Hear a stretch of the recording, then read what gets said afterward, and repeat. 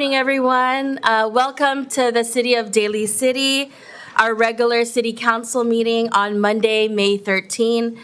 At this time, there are 3 ways to submit public comments. Submit written comments by the meeting day, 2, submit written comments during the meeting, and 3, attend the meeting in person.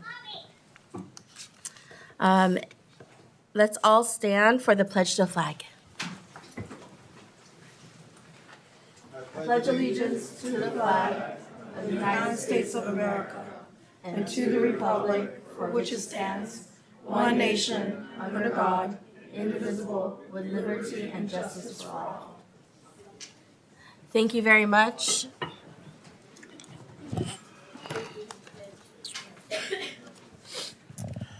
May we have roll call, please? Madam City Clerk? Ms. DiGiovanni? Present. Dr. Rod? Here. Ms. Perano? Mr. Sylvester? Glenn Sylvester, present. Ms. Manalo? Present. Thank you very much. I want to welcome everyone to the City of Daly City. As it states from our city clerk, we have one council member who unfortunately is not present today. She is sick. I know that there are many in the audience here to speak on an item, the resolution, item number 16. As always, we welcome public comment, input here in our community. But given the fact that we don't have a full council, we would move item number 16 to our next council meeting. I think that it's important for us to have a full council at this point, and unfortunately, she's ill and feeling sick. So with that, I wanted all of you to know that this is something that's going to happen further in our agenda. We have several proclamations, but the intention is, and I hope that my colleagues here on the dais support me and respect that we should have a full council in making a decision.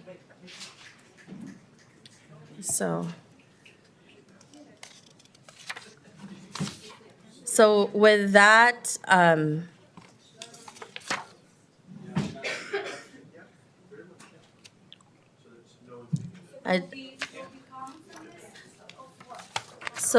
I just wanted to let the public know that item 16, it will be moved to the next council meeting. We will still have regular public comment, which everyone is welcome to have regular public comment. But if you were particularly going to comment on item number 16, we do not have a full council. As you can tell, when the city clerk asks, our council member Perano is not here because she's sick. So what we will be doing is we will be hearing this item number 16 at our next scheduled council meeting. So I wanted all of you to know that in case you're here for item number 16, because we have many proclamations, you're more than welcome to please celebrate with us with the proclamations that we have. But I also wanted to respect your time and all of you being here. So I wanted to tell you in the beginning of the meeting. But everyone is welcome to still do public comment. Obviously, that's a regular public comment. But I wanted to tell you before we have 6 proclamations today. So in respect of your time, I know that everyone is here on an evening at 7 p.m. away from your families as well. And so if we had a full council today, the item would have been heard. So I just want to let you all know. Okay, thank you very much. And so at this point, we are now moving on to our presentations.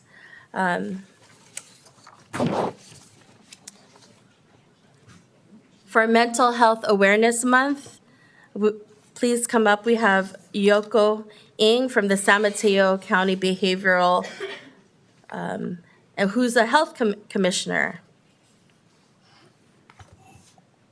Through the chair, I just have a quick question, Mayor. Councilmember DiGiovanni. Yeah, all those that put item number 16 on the cards, are they allowed to just go ahead and you'll call their names anyway? What would be Since they- So the item, okay, so to be very clear, the item will be heard at the next council meeting. Right. If you want to make public comment, as I mentioned earlier, you can make public comment at a regular public comment area after item number 7. So everyone can still do public comment. We will not be hearing item Right. number 16, which is the resolution item number 6, in support of peace and end to humanitarian crisis in Gaza. So we will not be hearing that because our 5th council member is not present today. And so that's what I said it. I said it very clear earlier that if you want to say Yeah. public comment in the beginning of the meeting, you can stay and do so. Yeah, I just was going to, are you just going to call the names that are, that have the names 16? I'm be part not of calling both. item number 16 because item number 16 is not being heard today. Correct, but their cards say 16. Please- Yeah. Yeah, you're going to So call the their names. card- Yeah. I only if they choose to. So I think what we'll do for public comment, for those that want to stay in public comment, we're happy to hear you continuously and at regular public comment. All you have to do is let us know your name, and our city clerk will be able to assist with that. Thank you very much. I hope that's clear with everyone. We're still going to allow for public comment. We're just not going to be hearing item number 16 as mentioned. So maybe there's folks that are just watching right now or here, just coming in. I want to allow the public to know that we will be hearing item number 16 at our next council meeting. This time, we do not have a full council because our 5th member is unfortunately ill. But if you'd like to make a public comment, please do so after item number 7. Thank you. Thank you so much. Okay, thank you. Thank you, Vice Mayor. And so for Mental Health Awareness Month, and so there's a lot of proclamations on this evening's agenda, and I will highlight portions of each proclamation. And however, the full text can be viewed at www.dalycity.org/agendas. And the first proclamation we have is Mental Health Awareness Month. Whereas Mental Health Awareness Month has been observed in the month of May in the United States since 1949, with a purpose to raise awareness and educate the public about mental health and to strive and to reduce the stigma of mental illnesses. Whereas every day, millions of people face stigma related to mental health and substance use conditions and may feel isolated and alone, going years before receiving any help. Whereas mental health and substance use conditions are treatable health conditions, and people who have mental health and substance use conditions can recover and lead full and meaningful lives. And whereas the San Mateo County Behavioral Health and Recovery Services, Office of Diversity and Equity, Mayor's Mental Health Initiative, and partners collectively organize activities that our community can participate throughout the month. And whereas Daly City is also advancing the mental health of the community by participating in Community Wellness Crisis Response Team program with the goal of de-escalating mental health crises calls to 911 in the community by clinically trained mental health staff.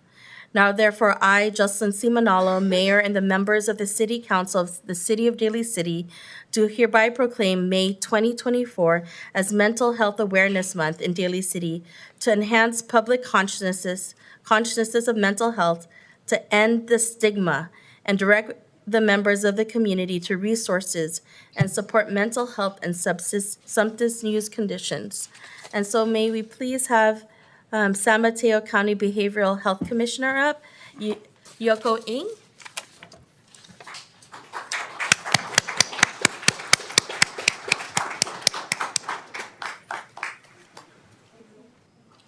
Thank you for your work.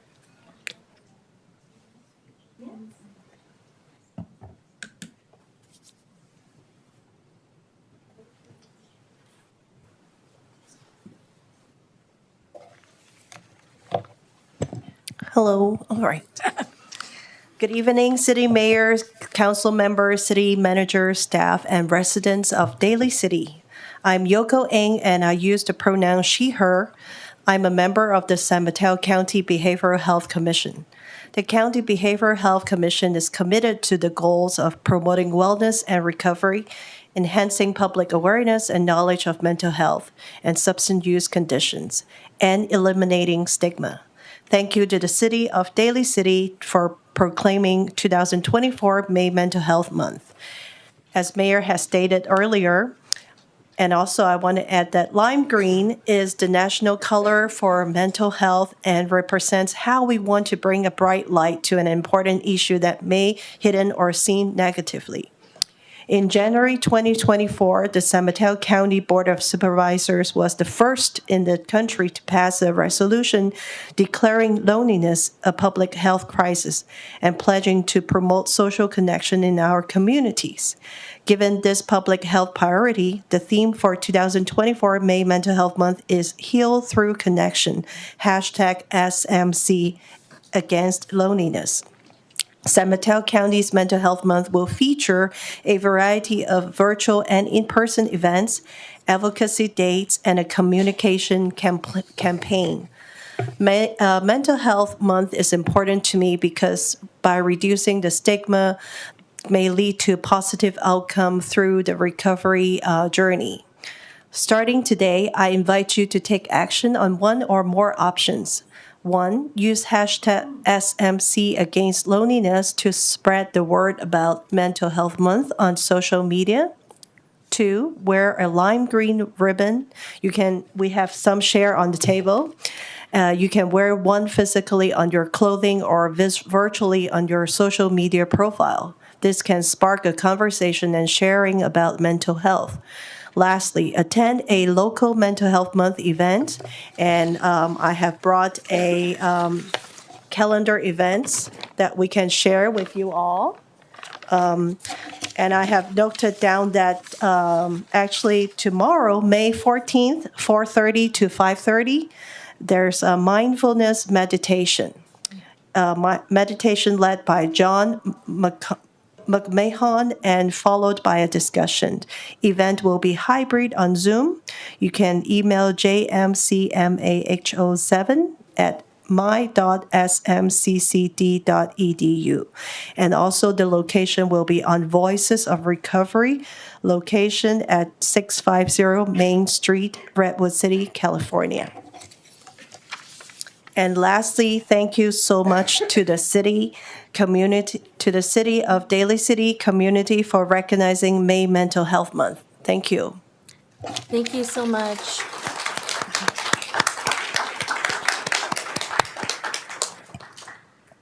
Thank you so much, Health Commissioner, for all the work that you do.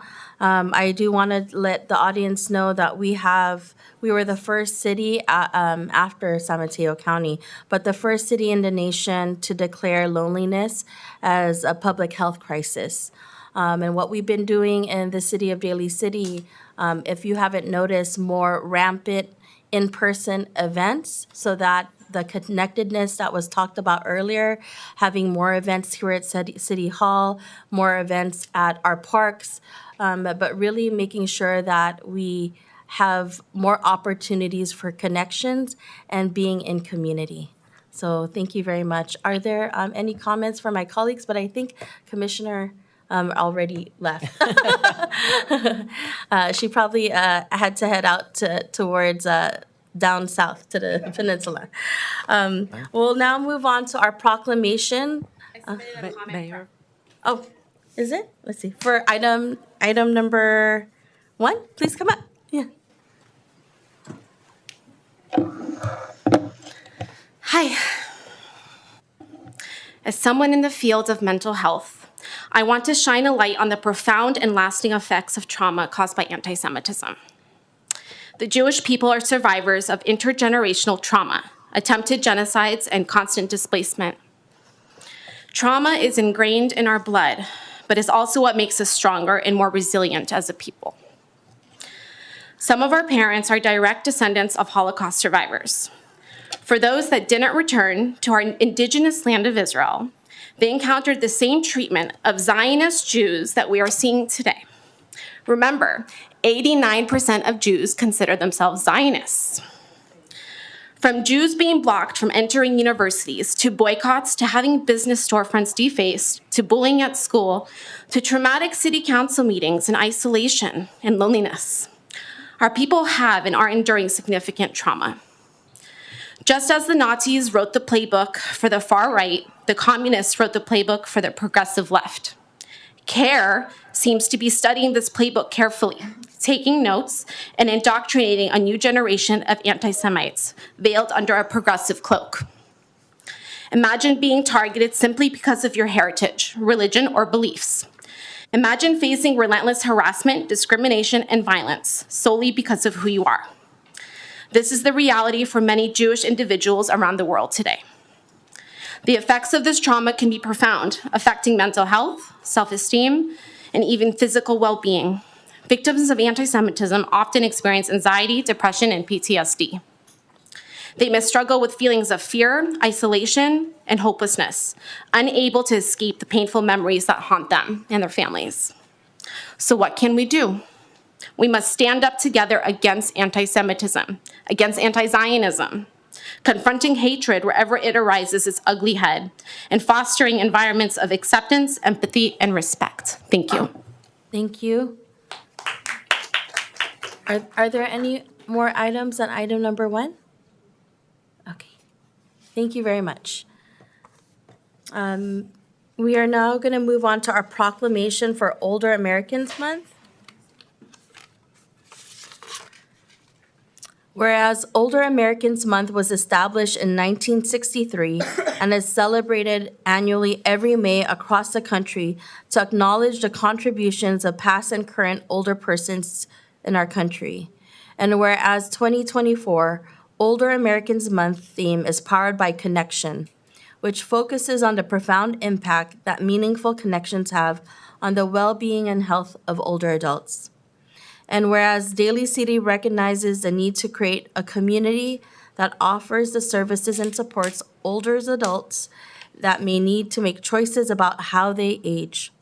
And whereas Daly City can work to build an even better community for our older residents by inspiring older adults to push past traditional boundaries and emphasizing the many positive aspects of aging, and exploring and combating stereotypes while not limiting our thinking about aging. Now, therefore, I, Jocelyn C. Manalo, Mayor, and the members of the City Council of Daly City hereby proclaim the month of May 2024 as Older Americans Month and urge residents to celebrate our older citizens to help create an inclusive society and accepts the challenge of flexible thinking around aging. Are there any comments from my colleagues on Older Americans Month?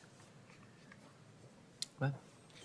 Councilmember Di Giovanni. Yep, without taking up the time, I just want to say that recognition of everybody and being inclusive is important. And then, I guess, I don't know about Councilman Sylvester, but I'm one of those that's up there in the boom. I'm a baby boomer, so, but just recognizing that, you know, ageism exists, and we also have to recognize that, and while we're recognizing everything else, and that this is just the beginning. I think that Daly City does a good job because we have age-friendly, and we're looking forward, we have a strategic plan. So thank you very much, Mayor, and to my council. Thank you. Thank you. Any other comments from my colleagues? I'll keep mine quick. You know, I was in the Philippines like a month ago, and how they respect their elders with lines, advancing them into, through like fast tracking them to get the services. I mean, I don't know what would it take to do that for Daly City, but that would be really cool to have, especially like growing up in my multi-generational household. Like we put an emphasis on our elders and the wisdom that they provided for us. So I'm just really, really appreciative that we recognize Older Americans Month here in Daly City. Thank you, Vice Mayor Das Bagwell. Seeing no comments. Any other comments? Councilmember Sylvester? None? Well, I just want to say that we continue to honor Older Americans Month, and as mentioned earlier from my colleagues, we are considered an age-friendly city, and actually through the World Health Organization, and very recently just passed an action plan towards ensuring there's a pathway for our older adults, but more services, hearing from surveys from them directly, and also just been really honored to sit on the age-friendly task force with other community members. So you'll be seeing more initiatives forthcoming, and really tackling and putting into action some of those ideas that we heard directly from our community.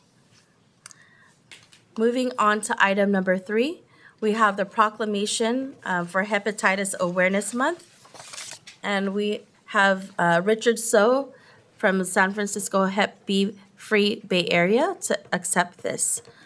Whereas the month of May is designated as Hepatitis Awareness Month in the United States, and May 19 is Hepatitis Testing Day, and whereas during May, CDC and other public health partners work to shed light on the impact of these hidden epidemics by raising awareness of viral hepatitis while encouraging testing and vaccination. And whereas hepatitis is an inflammation of the liver often caused by a virus, in the United States, the most common types of viral hepatitis are hepatitis A, hepatitis B, and hepatitis C. While each can produce similar symptoms, each hepatitis virus affects the liver differently, has different routes of transmission and infection, and typically affects different populations. And whereas tens of thousands of new cases of viral hepatitis occur every year in the United States, and millions of Americans are living with chronic hepatitis, many do not know that they are infected with it for decades, increasing the risk for liver disease and liver cancer. Whereas Daly City encourages everyone to recognize the month of May as Hepatitis Awareness Month. And now, therefore, I, Justin C. Manalo, Mayor, and the City Council of Daly City do hereby proclaim May 2024 as Hepatitis Awareness Month in Daly City, and we invite all citizens to observe this month. Together, let's educate, advocate, and support those affected by this disease, fostering a healthier future for all, which honors the public cause for increasing access to vaccination, testing, and prevention. Is Mr. Richard So here? Oh, wonderful.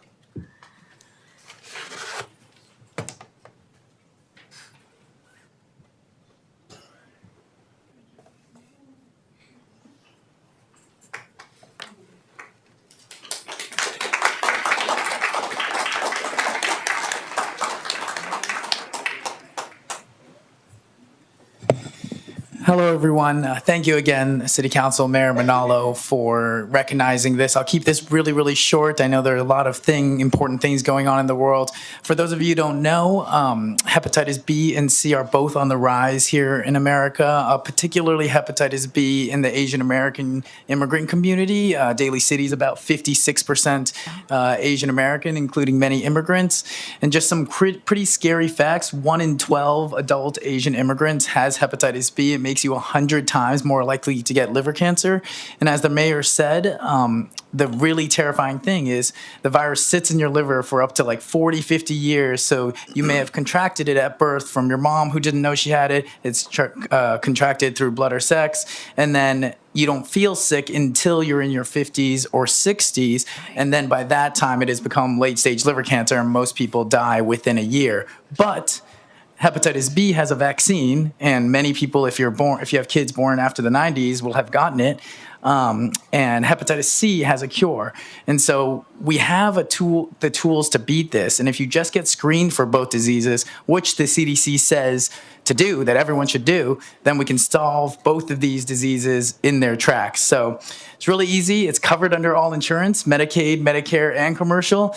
And once you get tested, you know what to do. You can get the vaccine for Hep B, and for Hep C, if you've got the disease, you can get cured. So it's easy as that. Anyway, thank you so much for your time.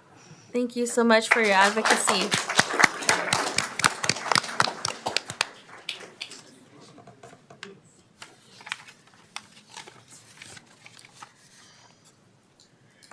We actually had more proclamations more than in this council meeting, but we had moved some at the next meeting. So this actually like a lot shorter list than we would have had.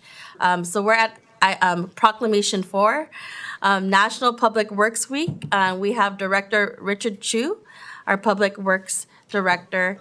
Whereas May 19 to 25 is celebrated as National Public Works Week to honor the dedication of our public work professionals who provide and maintain the infrastructure and services collectively known as public works.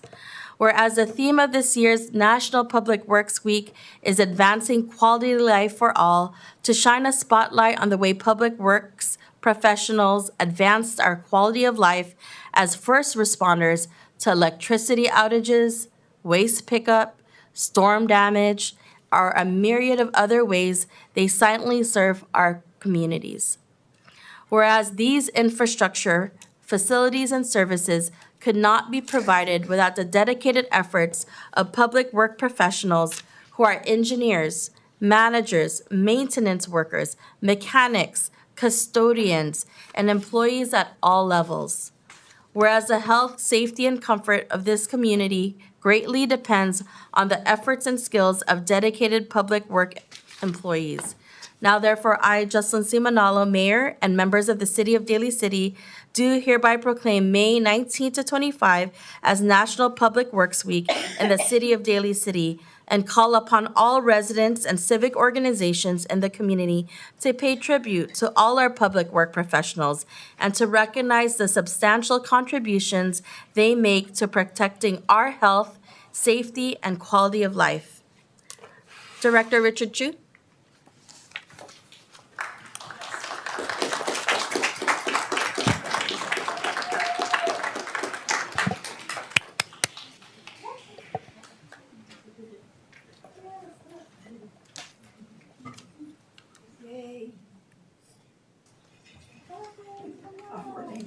You can write that out. Our amazing Public Works team.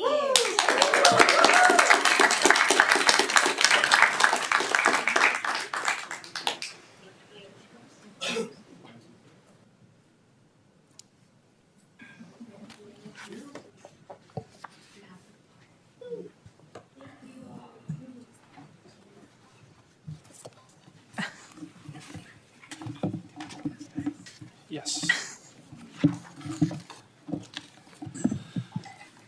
Thank you, Mayor, Vice Mayor, council members.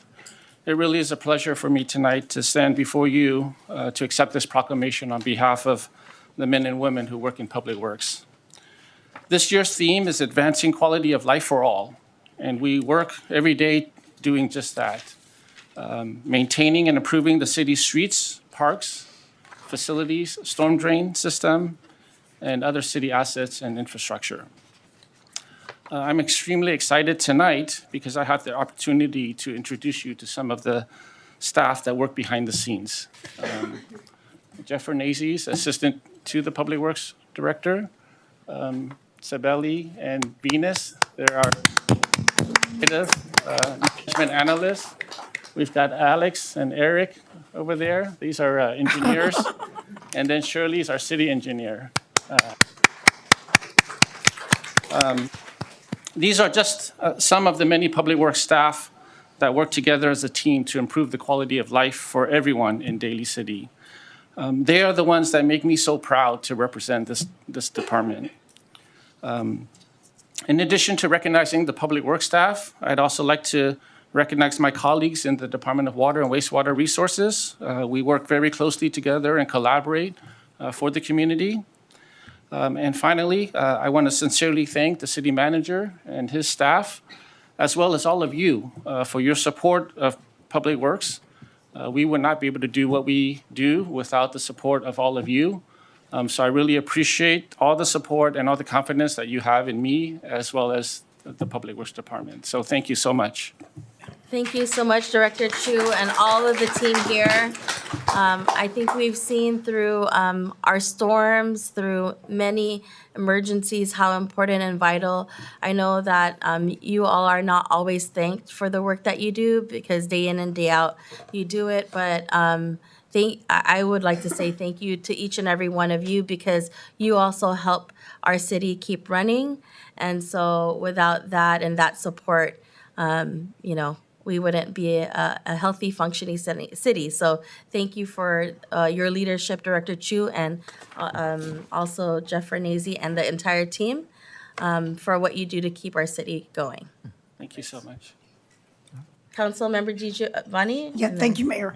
Well, bar none, that ours, Public Works, I know that sounds like a little bias, but been able to work with them on safe routes to school and our engineers, and they always come together, Mr. Chu, Mr. Farnese, when you guys are to the residents of Daly City, when you see them out there, really let them know you appreciate them because what they do is they always go above and beyond. I know we don't always see them because they're so busy working, but Mr. Chun, we have tons, I don't even know, hundreds of capital improvement projects, and they're always getting grants in between trying to do work, as well as, when they work together with our wastewater. And you guys are true champions and have really done, and then 100%. You know that, my support goes above and beyond because we have to make sure and retain such talented workforce that is here, that we're really, really lucky to even have the heads of these departments to be out there and work as a team together, because that's what I see when I'm out there, and you're greatly appreciated from the bottom of my heart. So thank you and your families as well, because they're the ones that always make the sacrifices for you to be here when there's storms or you have to be overtime as well, Mr. Chu and Mr. Farnese. So thank you very much, and bravo, Public Works. Thank you. Vice Mayor Dasmagwal. Thank you for Public Works. It's almost kind of like we don't ever stop and pause and just say thank you. It kind of makes it feel like, it's a weird metaphor, but it's like I wake up early in the morning every day to make my kids lunch, do their laundry, fix stuff when they don't expect fixing, and that's what y'all do for us as a community. So thank you for doing all the small thing that accumulates to larger ways of appreciation. Great. Thank you.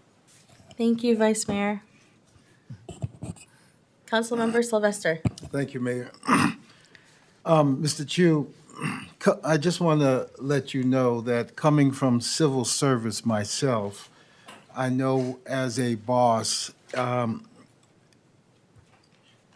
in contact every day with your staff, and the way you treat your staff is very important because it is your staff that makes you look good. And since I've known you, I've known that you to be very, very humble. And your staff, Mr. Fornese, every time I get on the elevator, I see your name up there. And I remember contacting you, Mr. Chu, on something as minor as flag protocol. You immediately had the answer just like that. And you remind me of someone when I asked my boss one time, how do you know everything? And you know what he said? I don't. But I surround myself by people who do. And that's your staff. So congratulations to you. Thank you to the staff and all the employees of Public Works. It's such a pleasure that you're here. And this acknowledgement is very well deserved. Thank you very much. Great. Thank you so much. Thank you, Director Chu and team. I'd like to call up Manufo Liagi Anoai. She actually wanted to comment on hepatitis B earlier, and so. Thank you, Honorable Mayor Manalo, Vice Mayor, and council members. Thank you for the opportunity. I believe that Richard So has left. About 10 years ago, SF Hep B tried to engage San Mateo County, starting with Daly City. That effort started with Angela Jung and then one of our own Daly City homegrown girls, Genevieve Jopanda. But in the Pacific Islander community, engagement has been slow. So we heard numbers around our Asian community, and those numbers are just as high, if not higher, in our Pacific Islander community. I wanted to commend the staff person under Richard, who works at SF Hep B. And she has been the primary contact person engaging with every single Pacific Islander organization in San Mateo County, in Alameda County, and throughout the Bay Area. And her name is Lena Malia Itulua. She has been offering weaving classes because she thought it was important to weave culture into her efforts of engagement, to make sure that the Pacific Islander community was aware of the impact, the negative impact of SF Hep B. And under her leadership, she's been able to test many. And so I think as we celebrate AANHPI Heritage Month, we would be remiss if her efforts were not acknowledged. So Lena, if you are tuning in, know that you are an unsung hero. And this past weekend at the 6th Annual Polynesian Heritage Awards, she was nominated as a COA ambassador. And that is someone who is selfless service, continues to make an impact. So thank you for the opportunity to acknowledge her efforts. She's seen on the streets here, making sure that our North San Mateo County residents are being made aware and tested under the SF Hep B umbrella. So thank you for the opportunity to acknowledge this unsung hero. Yeah. Thank you.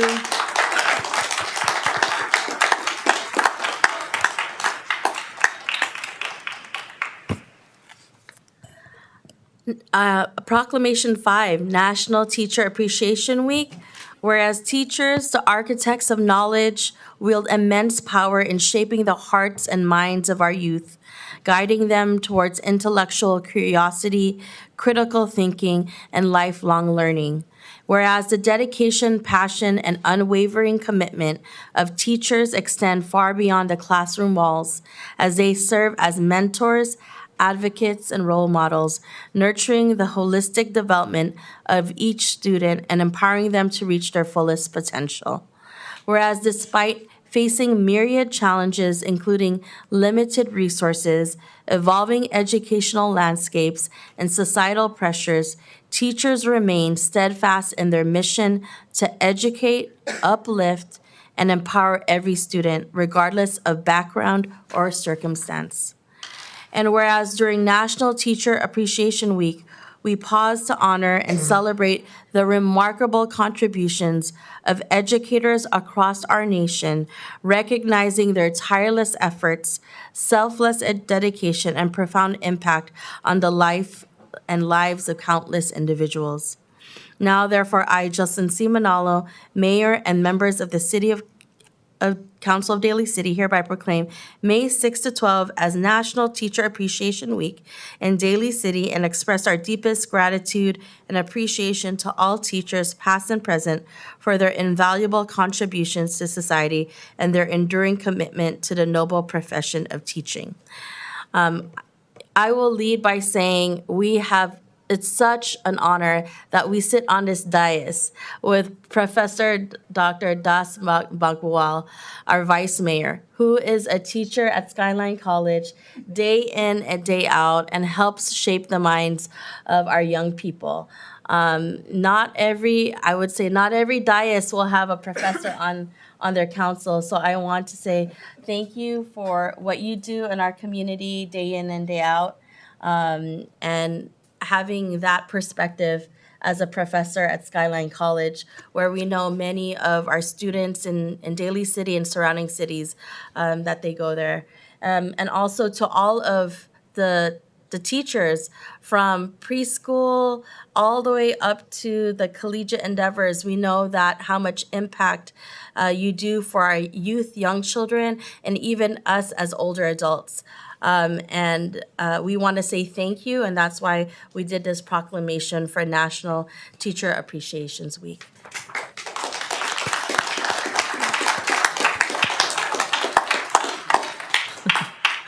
Thank you, Mayor. That was caught me off guard. I've been in the education field for like almost half my life.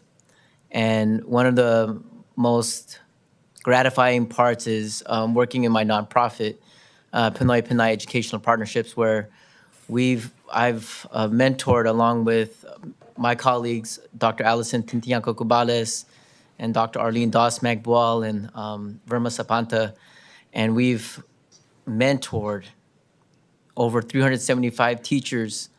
And one thing about teaching is you go in, sometimes people want to just work with kids, and then they get thrown in the classroom and they get burned out.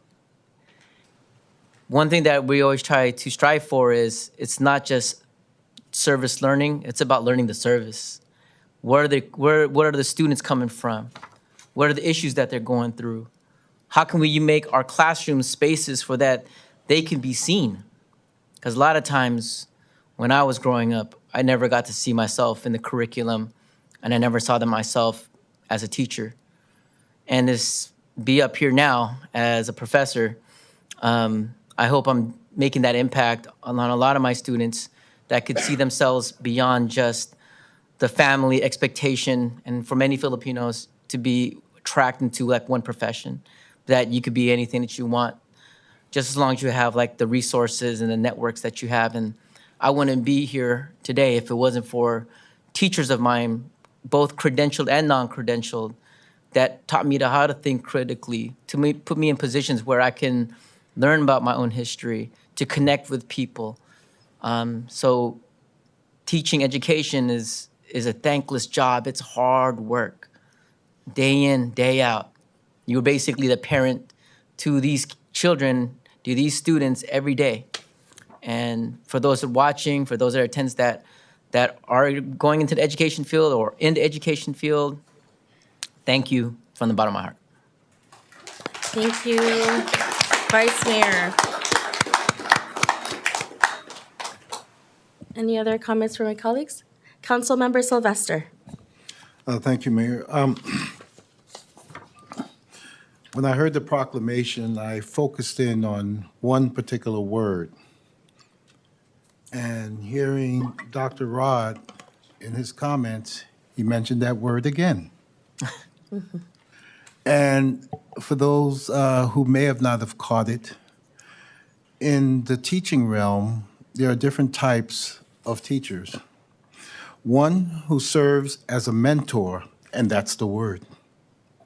The other that serves as a coach, which is another form of teaching.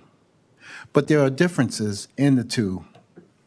A coach, he or she is concerned about results and what happens to those as a result. Say football, baseball. Did we win or didn't we win? But a mentor is something different. A mentor is not concerned about the current results that you receive, but the mentor is concerned for the long life of the individual. So being a teacher is something different, because I know the work is hard. I've always been of the saying, and Dr. Rod alluded to it again, and I'm going to say that word. The first line of defense comes from where? It comes from the home.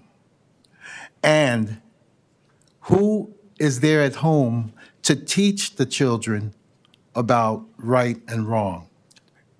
Who's there? The parents. Didn't Dr. Rod say the word parents? So he's definitely right on it. So what's the second line of defense other than the home? The school, absolutely correct. So let's appreciate our teachers as we have done today, because the first line of defense, whatever they don't get at home, they will get in school. And hopefully that will prepare them for the world and the future to come later on. So congratulations, Dr. Rod, and thank you for everything you do in academia. Thank you. Thank you, Councilmember. Councilmember DiGiovanni. Thank you, Mayor. I want to start off by saying those who pick the profession, you don't pick it, right? You do it because you're passionate about it. Because it's obviously not about anybody focusing on the money. It's about focusing on, am I right? You got into it for passion's sake, for those, because you know you can make a difference in someone's life, and you're always there. You notice that a lot of times, even all of us, I'm sure you guys have all done the same. You're elementary school teachers, all of us are high school teachers, or whomever in our life. There's always been that one special one that we always go back to. We go visit, or we let them know how we're doing in our life, and that connection. So that, hats off to the teachers. Times are tough. They went through COVID with online teaching, which had to be very challenging at times, and they're still recovering as well as their students, but they had to navigate through many things. I'm glad that as a council, we were able to work with the Jefferson Union High School District, Jefferson Elementary School District, and offer teacher staff housing to make sure that a lot of them actually have an affordable place to live and teach. So I'm very proud to do that. And as we move forward together, may we offer other opportunities to support our teachers in our lives and those in our community as well. Dr. Rod, thank you. Thank you very much. Now moving on to our last proclamation this evening, Nurses Appreciation Week for May 6 to 12, 2024. Whereas nurses stand as beacons of care and compassion, tirelessly dedicating themselves to the well-being of others. And whereas their unwavering commitment to healing knows no bounds, offering comfort and support in moments of both joy and sorrow.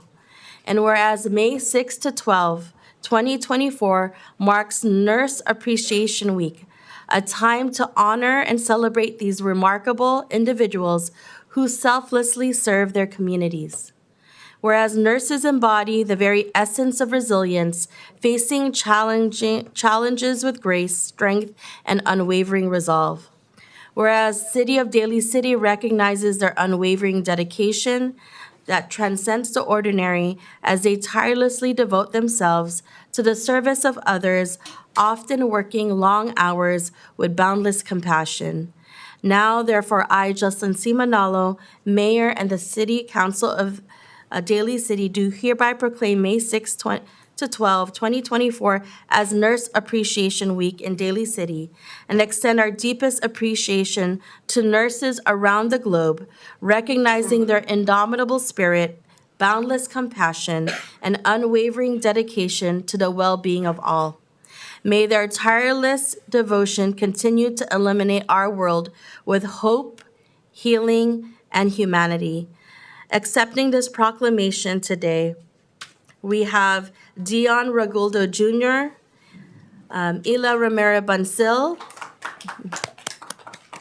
Shelly Sabado, Bernadette Murphy, Igor Macoro, Jay Meliano, Vicky Palomar, Pete Calixto, Evangeline Naredo.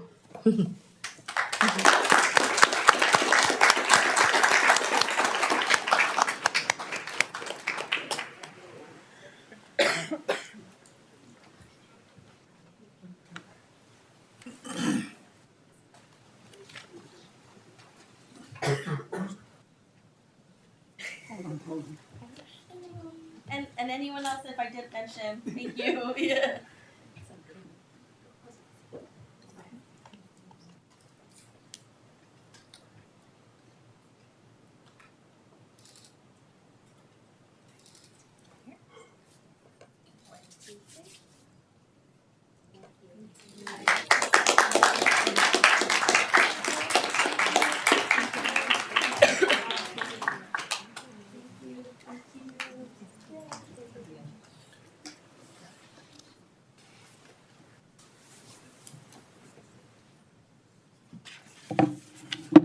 To the City Council of Daly City through the leadership of our Honorable Mayor, Jocelyn Manalo.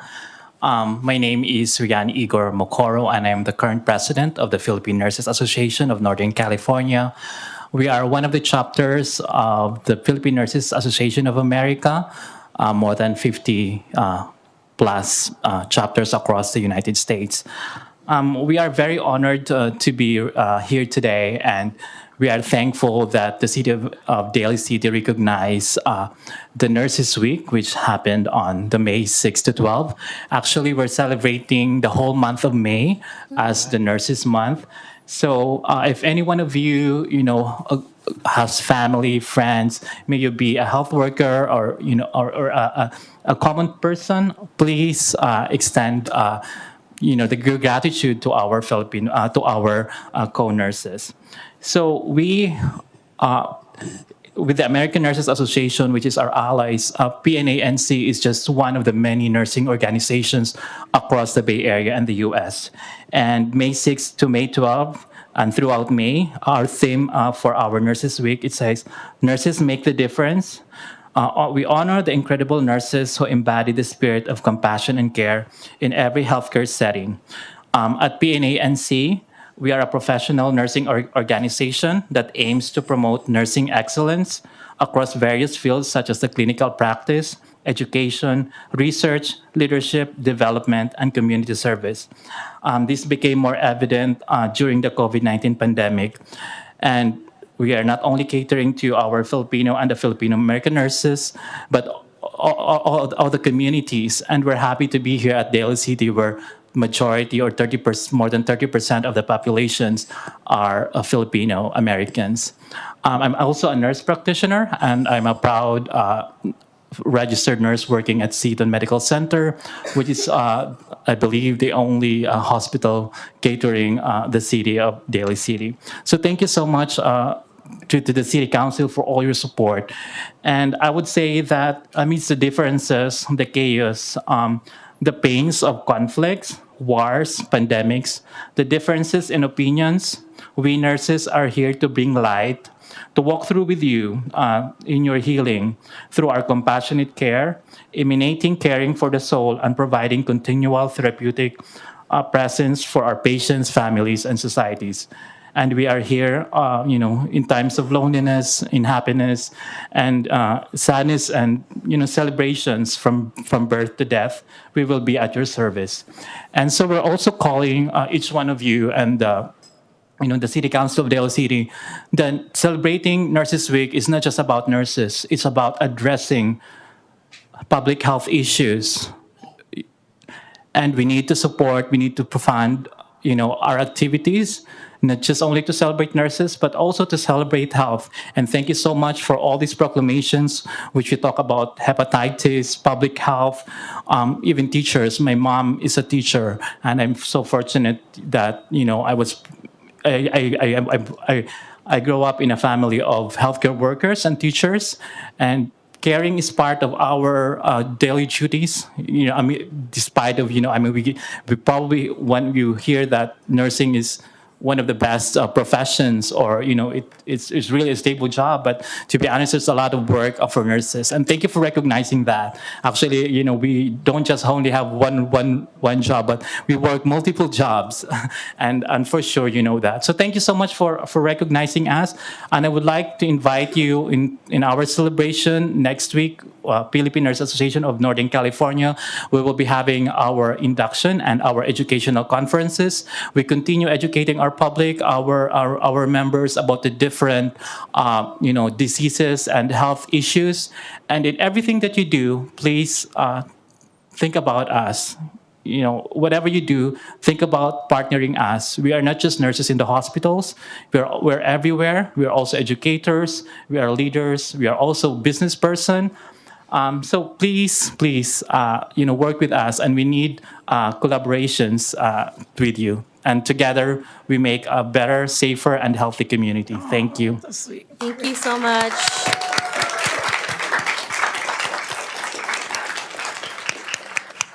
I think that was well said, that we have nurses at different parts of life, from the very birth to, when you're going through health ailments, and sometimes at the very end, right? And so thank you to all the nurses that have been tremendous in our lives, whether you're in a clinic, whether you're in a hospital, whether you're in a school setting.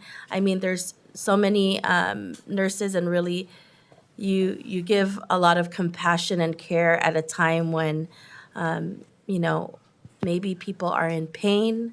So thank you for that, truly, that hospitality, that compassion, that care, and the professionalism that each and every one of you bring day in and out. It may be in an emergency room, it may be, in other, or in a clinic. But thank you from the bottom of our hearts.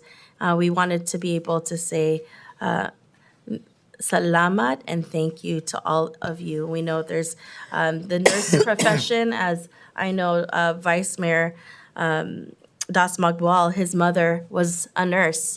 And so the profession in the Filipino community is very large, and it transcends generations. So thank you very much.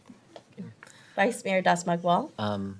So congratulations again. I too grew up in a family of healthcare workers. My mom, my aunties, cousins, were all nurses or healthcare workers. So I understand the nuances of nursing. And when we talk about care, it extended beyond the hospital. I remember there'd be times where I would be with my mom, and I'm like, Mom, I feel sick, Mom. I'm hungry, Mom. And my mom had this magical bag. I don't know if it's Filipino nurses where they just had this magic. He's like, oh, do you feel sick? Do you feel like throwing up? Here's Dramamine. I'm like, whoa, where'd you get that from? I got a headache. Here's Tylenol. They're just like carrying and being prepped for every instance of any type of ailments. They had it in their bag, and it was the care that extended beyond the hospitals. But I want to just speak to the impact of nurses, and especially Filipino nurses. We wouldn't have, okay. We wouldn't have these Filipino communities if it wasn't for the Filipino nurses. There was a book that I have my students read, and it's by Catherine Sinisa Choi, and she wrote a book called Empire of Care. And when you flip open the book, there's a quote, and it says, my nursing cap was my passport. And everywhere from Canada, all across the nation, I'm pretty sure, I could bet on it, that there's probably a Filipino nurse in every hospital, Canada, Hawaii, Alaska, all throughout the different states. And I think that my mom, when I was growing up, she'd always say, oh, Rod, I wish I was as active as you. I wish I was as politically active as you. And I said, Mom, you are an organizer. You are an activist. How do you think all of our families are here? It's because you sponsored the whole family. The aunties sponsored the whole family. Right? That's a thankless job too. That's emotional care that does not get paid or recognized. And I thank my mom, my aunties that still continue to work today, even though they're getting past their retirement age, but they find their purpose in their service that they do because of the care that they provide. And so I give it up to you all. I give it to like my family and all the nurses that provide that care, especially going through COVID-19, and the burnout was real. It was a thankless job, and when we were doing statistics on who were the ones that were getting mostly impacted, it was the Filipino nurses. And they were still there. Lack of PPE, still there. Even now, still dealing with the trauma of COVID-19, they're still there. And being a nurse, I didn't really understand that growing up, but as I got older, sometimes it is a thankless job because of the hard work that you all have to put in and the care that you have to put in. When you don't even have capacity for care, you're still caring. So thank you for everything that you do. Thank you. Councilmember T. Giovanni. Thank you, Mayor. Well, what can I say? Hi, Ms. Vicky. So from Kaiser to Seton, I was just at a Filipino event on Saturday, Mother's Day event. This is just an example of one of the nurses. This is Lillian, who you all know. She works at the Redwood City Kaiser, but she also works at Seton. So she gets off of one shift and goes right directly. She comes and dances with us, Dance with Grace, and then she turns around and sleeps in her car for an hour, and then she goes to another shift. And you know another reason she does that? Is for her family in the Philippines. To make sure that they're taken care of. Giving of herself while she's taking care of the patients, but she's selfless, that much selfless down deep to the core. Because she'll always tap me on the shoulder. She says, oh, I got to go. I got to go. I got the next shift. And then I'll say, oh, are you going to be with Michelle tomorrow at Seton? I always ask, are you going to be working with Kathy? Are you going to be working with, you know what I mean? I was like, oh, is that your shift tomorrow? Because I know the giving of the patients on the corner with when you guys had the Kaiser with the greed and the disrespect of the nurses is unbelievable. Unbelievable. For people in the community that don't know, from Kaiser into AHMC, well, we know that it's the nurses off their back. Why? You can't have a hospital without nurses. You can't have healthcare without nurses. So this respect needs to always be there because of everything you give selflessly, and then you still give to the community. I've witnessed it with my own eyes. And I see Miss Vicky Lyons, then she's over there with her husband, with Ed, and then they're over here, then they do a medical mission, and there's the nurses over there, and it's like constant. And I have to say, because it is our community, that it is blessed enough that even my mother, believe it or not, she had a hospice nurse, Filipina. It was the compassion that it comes with. Not just as a ticket to get here, but it comes within. It's the inside from the outside. For me, that's the beauty of the culture. It's a nonstop heartbeat that gives countlessly. I didn't care because I always told myself, if you're on the strike line, I'm on the strike line. Whether it be AHC, Kaiser, or whatever, because you deserve the respect. You deserve because you take care of all of us. Not just COVID, but every day, the many hours, the shifts. So I can't say enough because there is not enough worth gratitude and love and respect. And then I'll be there no matter what happens. And I'm sure, let's hope we don't know what battles are in front of us, but it's nonstop. That the nurses have to get involved in these kind of things, holding up signs, letting people know that they care about their patients. They're short-staffed. Why? It's unacceptable. So there is not enough, but thank you so much. And from the bottom of my heart, also at AHMC with Kathy and all them, please, Michelle, you, Bernadette, and all of them, Paul, and everyone that's here, it's a constant giving. And where's your husband in the back, Ed, who's a big supporter. So I love you all from the bottom of my heart and great appreciation. There's not enough, not enough. So thank you all. Thank you for choosing to be a nurse, or did it choose you because you're a big heart? I think so. Thank you. Any other comments from my colleagues? I want to acknowledge our Planning Commissioner, Cheryl Qatar. She was one of the, she helped me or helped bring the nurses here. I know she works in the healthcare field, and that was really wonderful that she was able to reach out to all of you, and also Lourdes, which is your colleague.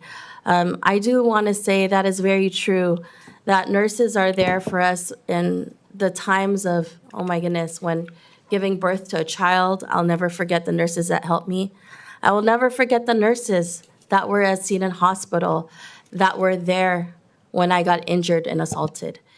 That, I mean, every single situation, you know, it has been amazing, the care and response. But each and every one of you continue to shine bright day in and day out. I will say this, that we will have a town hall here for Seton Hospital because we need Seton Hospital to remain in our community. I know that there's older adults that need Seton Hospital, so I make a commitment to work with our nurses and also other healthcare organizations to bring everyone together and have a town hall so that we ensure that Seton remains in our community, that the nurses in our community, the healthcare workers get the healthcare that they need, and that we continue as a community together, fight for a hospital that serves those that are most vulnerable in our communities. And so thank you for those of you that work, whether it's at Seton Hospital, Sutter Health, UCSF, Kaiser, may it be a clinic at the Daly City Youth Health Center. Thank you so much for all that you do. Thank you.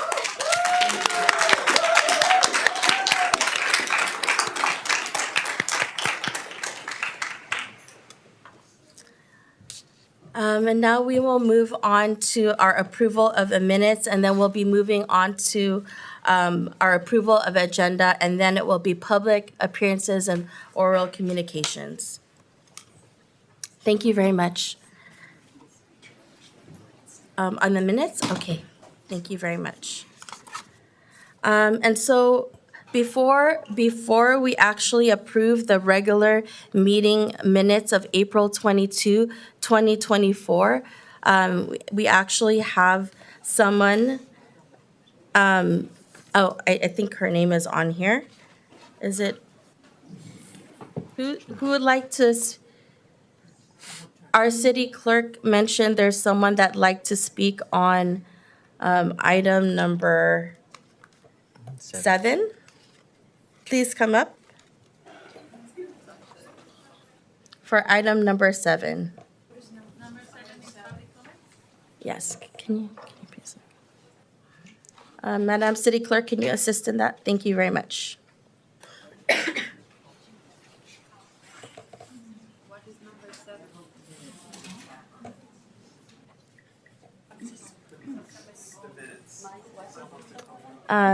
Someone would like to comment on the minutes, and Madam City Clerk said that there was someone who'd like to speak on the minutes, so one moment.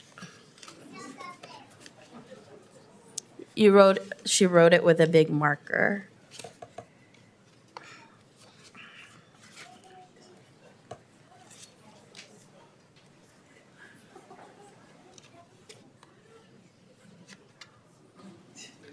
Oh, thank you very much. There we go, it says minutes. May we have Esther to please come up on item number 7?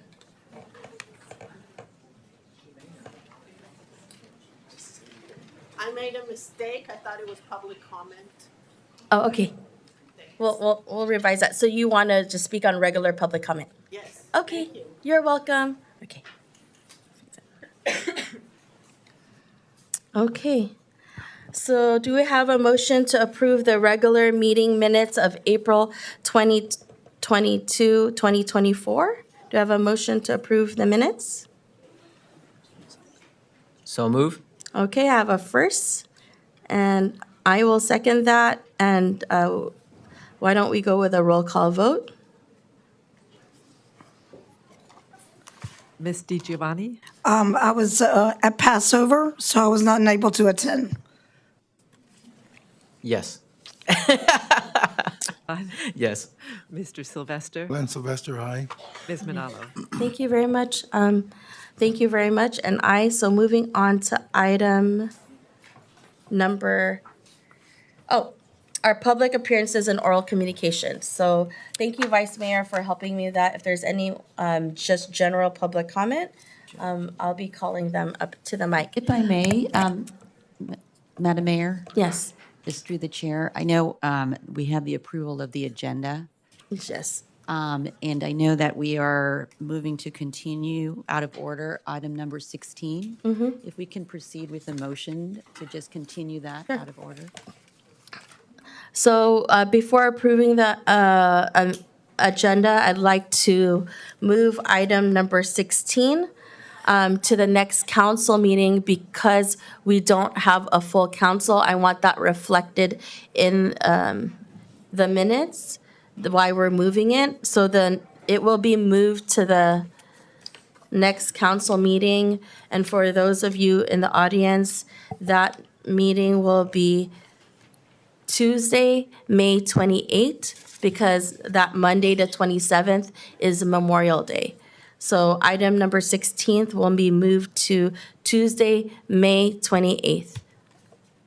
And just for the record, this is a general resolution that does not require to have a motion on the floor for continuance, and it was advised by the mayor that this would be continued prior to any items and public comment. Okay, so we don't even have to vote on it? Not Is at that- this time. Okay, so we'll move that to the next meeting because Councilmember Praano is not here today and we should have a full council. All right, do I have a motion to approve the agenda with those changes? All in Motion to favor? approve? Okay, do I have a second? Second. All in favor, say aye. Aye. All right, thank you very much. Now moving on to public appearances and oral communications. Given the stack of cards that we have this evening for general public comment, I'll allow for 1 minute for each person to speak.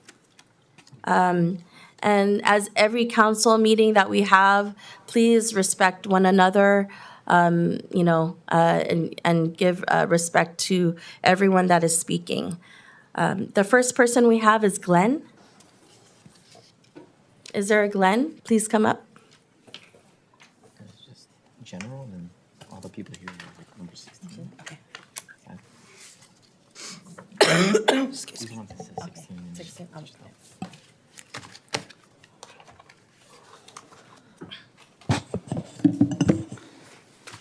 Hi, I'm Glenn.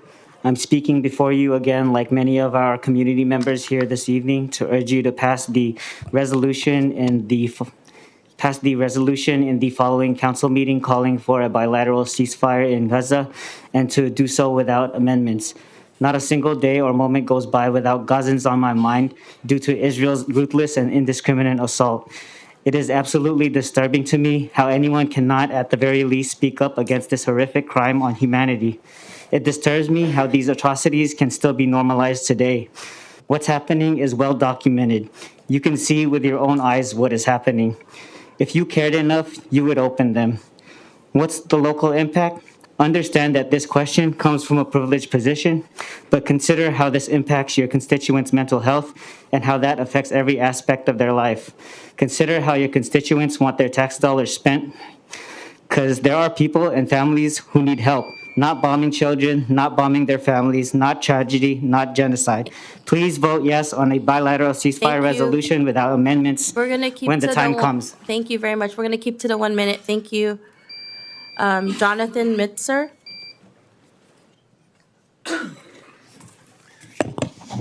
Good evening, Council. My name is Jonathan Minster, and I serve as the Director of External Relations for JCRC Bay Area, the largest collective voice of Bay Area Jews, representing over 50 synagogues and organizations in the region. In our professional survey, Bay Area Jewish Identity, we found that 10% of Jews are very satisfied with how local governments are addressing anti-Semitism.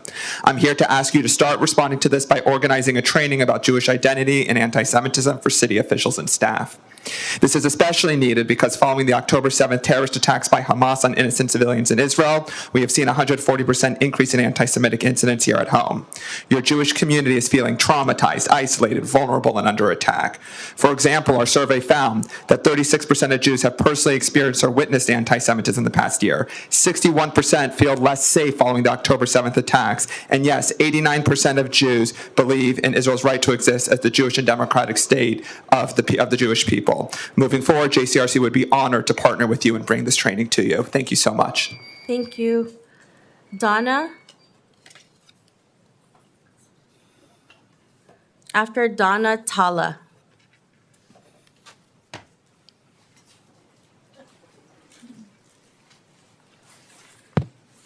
Hello, Daly City Council. I'm going to keep this short, but as you all know, at this point in time, South San Francisco has passed a resolution on holding a ceasefire in Gaza.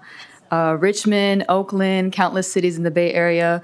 I truly don't see why you can't bring Daly City to follow in those footsteps, because no one's oblivious to this. With the help of countless community organizations, solidarity groups, team building efforts across a shared struggle to mobilize for liberation of the Palestinian people, it's brought a lot of hope to your Palestinian constituents who are in this city, who have been calling for your support for 7 months. But consider that it's been 7 months at this point. And we look to Daly City to do the same as the other cities. So I hope that you can do that, maintain integrity for the ethnic groups in your city. Please vote yes next 2 weeks from now. Thank you. Thank you. Question, that's on the agenda. Tala. This is non-agenda items. They can At public comment, I'm sorry, ma'am. Let me clarify, and then next time you can ask during public comment, but we can't really ask questions out in the audience like this. There's a process. But for clarity, I want to let you know, as mentioned earlier, public comment, you can speak on any item. We just removed the item for the next meeting. Therefore, anyone can speak on any topic that is not on the agenda. We just moved it to the next meeting, and we all voted on it. And therefore, if anyone in the audience and from the community here would like to speak, please fill out a speaker card. Thank you so much. Matthew? Or Tala and then Matthew? Thank you.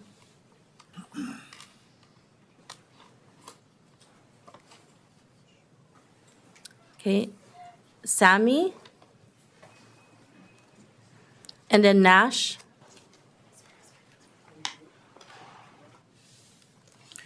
Good evening. My name is Sami Bon, and I do live in Jerusalem, having lived a while back in Daly City. For well over 30 years, I worked with UNRWA, the United Nations agency that helps the Palestinian refugees in the occupied territories and elsewhere. A few hours ago, Israeli warplanes killed yet another United Nations co-worker of mine, raising the number of UN staff killed by the Israeli army to well over 200, joining well over 44,000 children, teachers, journalists, doctors, nurses, and Christian and Muslim Palestinian civilians wiped from the face of this earth. For 3 decades, I witnessed firsthand the Israeli killing machine, soldiers and settlers alike, inflicting unimaginable suffering and pain over occupied and brutalized population, and with total impunity. Few will try to tell you that this is a complex issue. They will try to tell you that condemning the willful killing of children and voting for a ceasefire is not within your purview as a local council. Nothing complex about it. A brutal Israeli occupation of well over 75 years continues to kill an occupied population. This is both a global and local issue. Do not let them kill in your name. Do not let them obliterate people with your tax money. Vote for a ceasefire. Thank you. Thank you very much. Susan George? Oh, I mean, sorry, for next year, yeah. Please, can you repeat his name? Annette, what is his name, please? Matthew? Hello, my name is Matthew Finkelstein. I've been to countless city councils to testify and discuss the future of the Israeli-Palestinian conflict. This brings into question the very purview of the council in reviewing these items, but that's beside the point, because today I just want to talk about my experience of anti-Semitism at all of these events. I have been told to go back to Poland. I have been called a baby killer. I have heard speakers compare the Hamas to resistance fighters in the Warsaw Ghetto, and I have seen all of these comments go without comment from anybody up on the stage. There's never, I have very seldom seen, there's been a reticence in calling out anti-Semitism. I'm asking you to not allow anti-Semitism to be normalized. I'm asking you to take up Jonathan Mincer and JCRC on the training. I'm asking you to call for a pause in officiating if you hear an incident, and to not allow hatred to be normalized in this place. Thank you.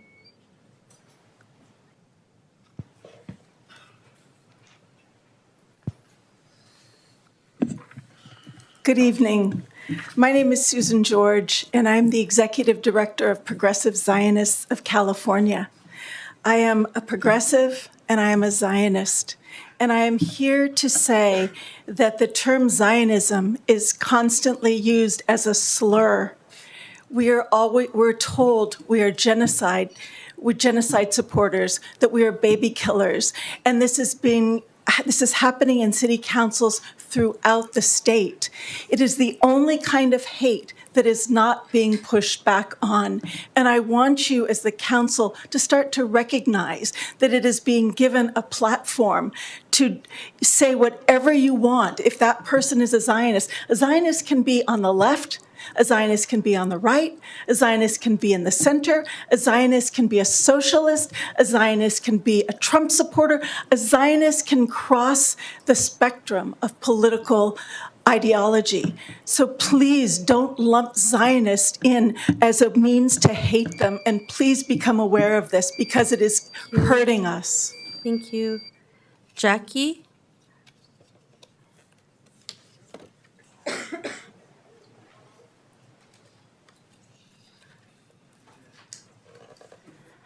Hello, everyone. I think the clearest thing in this room and in every room across the peninsula is where your communities stand.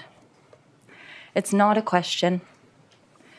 It's very clear to our ears, to our eyes, that the majority of your constituents, the majority of your communities are in support of a ceasefire, are in support of this genocide stopping.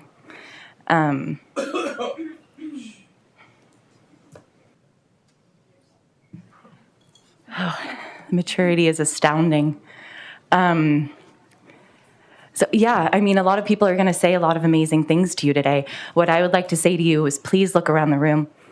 Please look around your communities. The numbers are clear. You were all elected through democratic process. The democratic process here, you can see it with your two eyes. Yeah, there's a lot less signs than there are kufiyas. Thank you. Nash? Nash?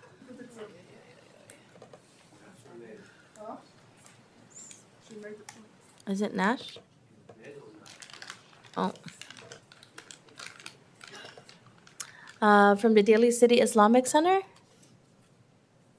Yeah, Nash? Okay, maybe they left. Okay. Teve Matas?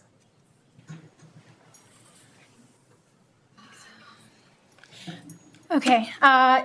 First, just because there are more people in kafiyas doesn't mean they're right. Sorry, but we have protection against tyranny of the majority in America. That's part of our founding principles. But since Proposition 16 was moved, I'd like to take the opportunity just to wish everyone a happy Yom Ha'atzmaut.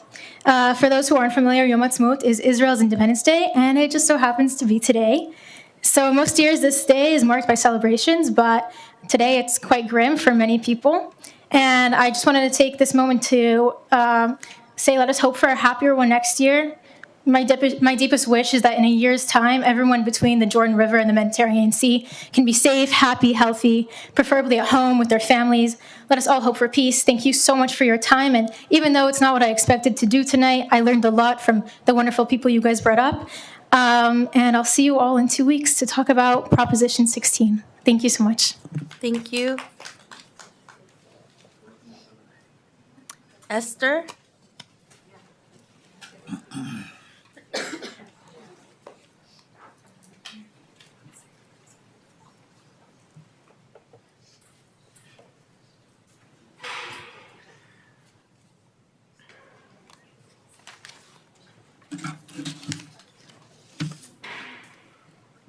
Just because local people care about an issue does not make it a municipal issue for this city.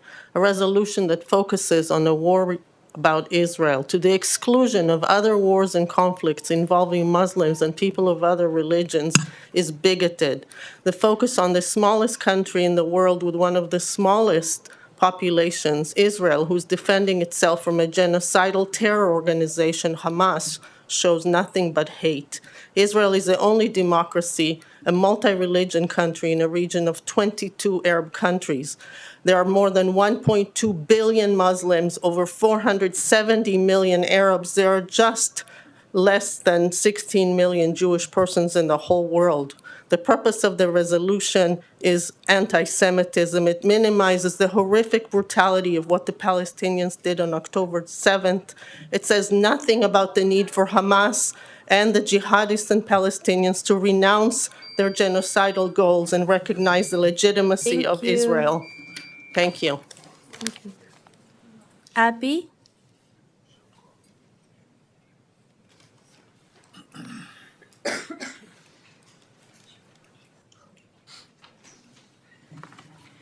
I'm a Jewish woman who learned about the genocide of my people when I was 5 years old, when my parents helped found the Holocaust Museum of Los Angeles.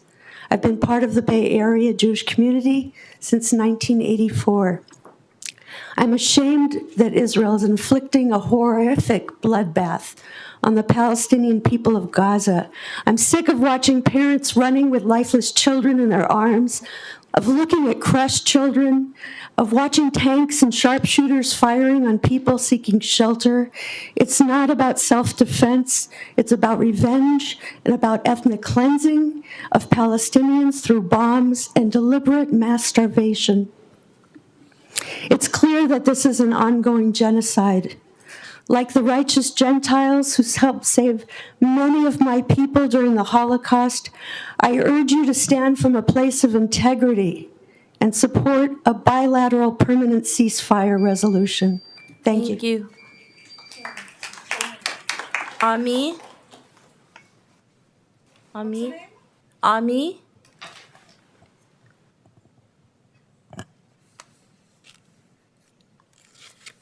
And then after Ami, Isaac. Dear council members, I am a proud Jew, active in the Bay Area Jewish community, and my sensibilities and moral compass have been informed by my Jewish tradition and sacred texts. I feel angry and betrayed that I grew up, as did many American Jews, being taught an incomplete history of Israel since 1948. There was never any mention of the history of the Palestinians, the Nakba, the displacement, and the denial of basic human rights which continue to this day. I am a physician. I care for children and the sickest of newborns. I am devastated to witness the daily destruction and murder of children in Gaza and to hear of their needless, painful death by starvation and disease, with accountability lying fully in the lap of Israel.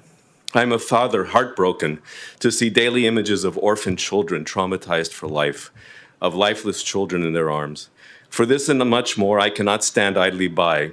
Please, Daly City, be courageous, act with moral conscience, and pass in 2 weeks this resolution for an immediate ceasefire. Thank you.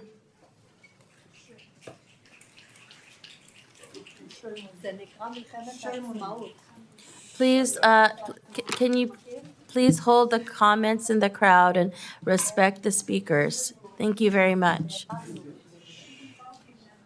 So can we restart the timer? They started going.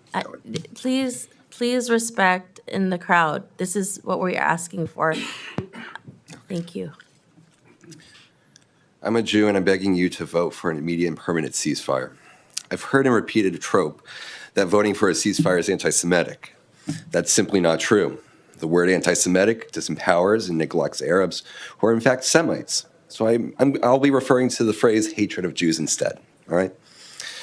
The heinous actions by Israel against the Palestinians are what perpetuate and increase hatreds towards Jews, weaponizing self-victimization to justify their so-called defense, and disavowing any accountability while not allowing others to criticize their actions further contribute to this.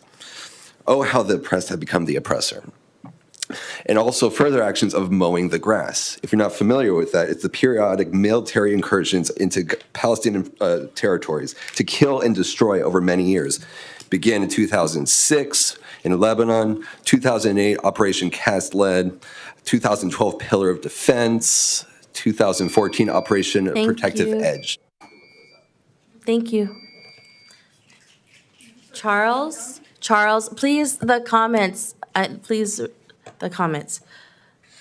Charles, and then Christine.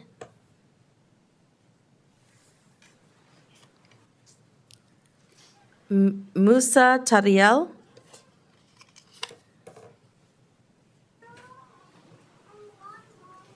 Oh, okay. We'll just follow me.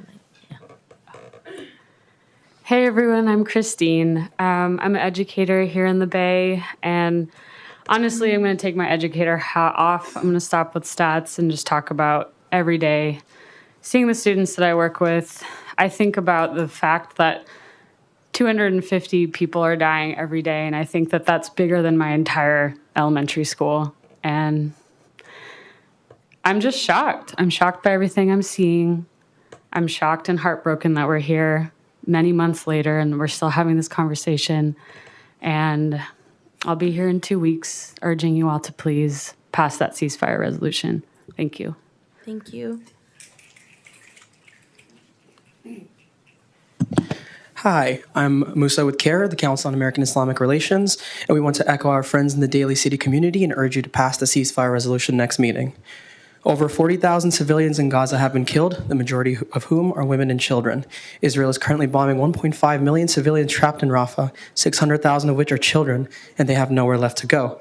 Israel's actions and rhetoric are having a deeply local impact, with 2023 being one of the worst years of anti-Muslim hate recorded in CARE's 30-year history, worse than after Trump's Muslim ban. Palestinians in Daly City who have family and friends in Gaza are experiencing immeasurable trauma and need their city to speak up for them. The call for ceasefire has been a deeply local effort by residents in Daly City. A majority of Israelis support a hostage deal over a Rafah invasion, and a majority of Americans disapprove of Israel's actions in Gaza. So we urge Daly City to echo the majority and call for a permanent ceasefire. Thank you. Thank you. Angelica?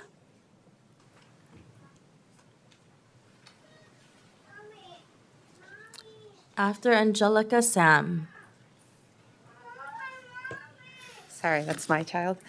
Hello, council members. I came to you today to urge you to vote yes on an immediate ceasefire and continue to urge you for that ceasefire in 2 weeks.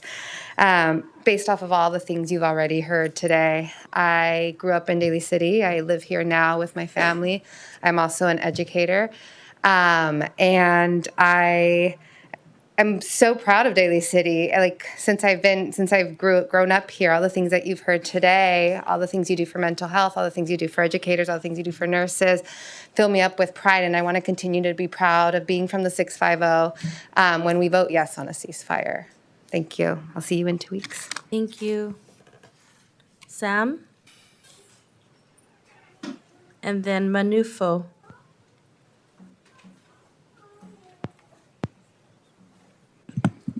Good evening, City Council members and Mayor. 15,000 children have lost their lives in Gaza, equivalent to roughly 80 children per day, or approximately 4 classrooms of Daly City elementary students. Additionally, over 42,000 individuals are gone, not counting those still under the rubble. Have you ever asked yourself why we send billions of dollars to fund wars when we don't even have universal health care, free education, and affordable housing in the United States? We work 40-plus hour a week just to make the bare minimum, especially here in the Bay Area. The 76th anniversary of the Nakba is on Wednesday. Nakba being the catastrophe, the ethnic cleansing of the Palestinian people during the 1948 war. 76 years of Israel perpetuating acts of terror, oppression, and dehumanization against Palestinians. Consider this.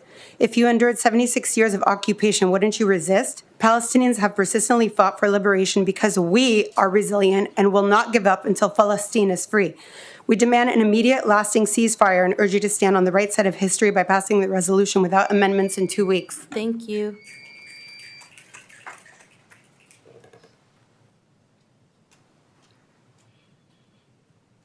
Talofa again. I'm sharing my voice from the fluid oceans of my Pacifica indigenous communities. I find it fitting to share the following quote: "The only thing necessary for evil to triumph in the world is that good people do nothing." I don't believe that that is the case here. Thank you, Vice Mayor, for bringing this discussion of support for ceasefire forward. The decision is straightforward and takes courage to decide on what is right and wrong. The request for a ceasefire is not an act of hate or negativity. It is an act of solidarity and a gift of hope to many who look for the prayers many seek to cover them during a time of grave loss and suffering. As a mother who has buried 2 of her children to natural causes, seeing the death of children and families has been heartbreaking on a daily basis. It's unimaginable to me to live each day not knowing if it will be my last. Let's do better together. We are one community, and that is of the human race. Please support ceasefire at next council meeting. Let's spread love and peace and not hate and division. Thank you. Thank you. Hiba? After Hiba, Omar.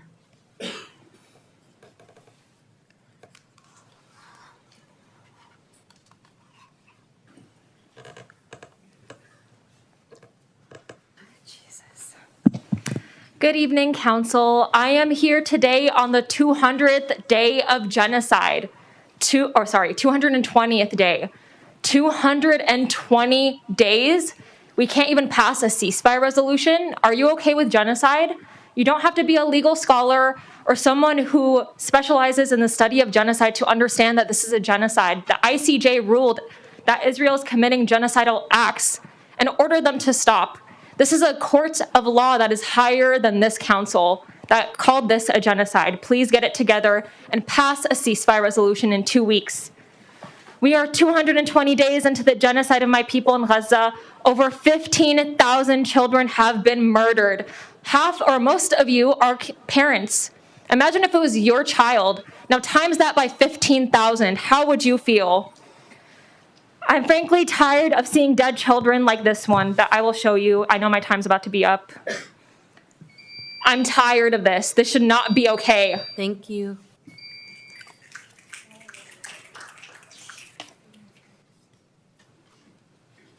Omar?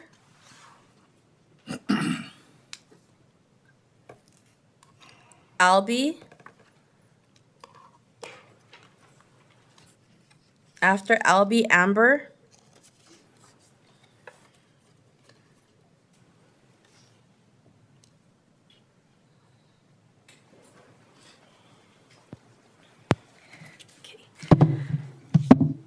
Hello. I come to you to urge passing a ceasefire in 2 weeks. I feel like this isn't about having an unpopular opinion or whether whose side you are on. I think this is a moral decision. I want you to stand on action and not just have simply empty words. In the beginning, you pledged the allegiance, which states having liberty and justice for all, and I want you to stand on that. Thank you. Thank you. Amber, and then Nicole. Hi, everyone. I'm an intern counselor working with students in your guys' districts. I want to talk about how this ongoing genocide affects our students. I think it's important to hear our student voices. Since the genocide has happened, I've had students being told they're responsible for 9/11, that they're terrorists, that Israel deserves to win, that them and their family deserve to be bombed. All these things are happening to your students in schools, and especially students that wear hijabs. That's the Muslim head covering. They don't get to go a day without being told there's something deplorable, even though they have no reason to be called that. They're innocent kids in middle school. I think it's important to hear your middle school students and know that this is a local issue, and that's why you should vote on the ceasefire resolution. I think far too often people think this is far away, but it's not. I have to look into their eyes all the time and see that they're in so much pain. They have less light each day, so please help them. Thank you. Thank you. Nicole, Stephanie?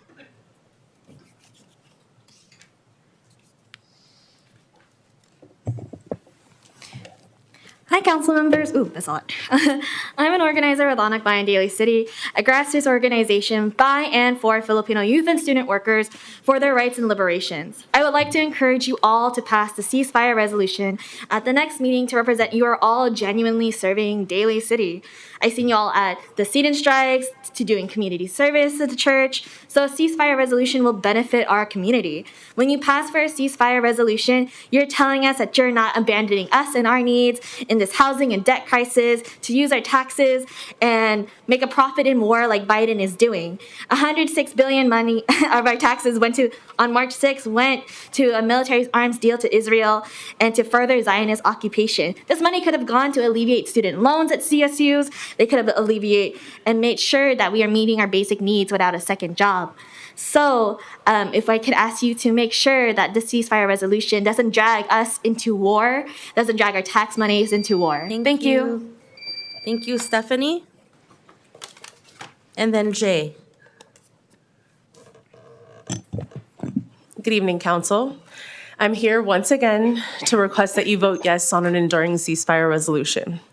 I find it extremely disturbing that a call for a bilateral ceasefire is being twisted and painted as a divisive request by certain individuals.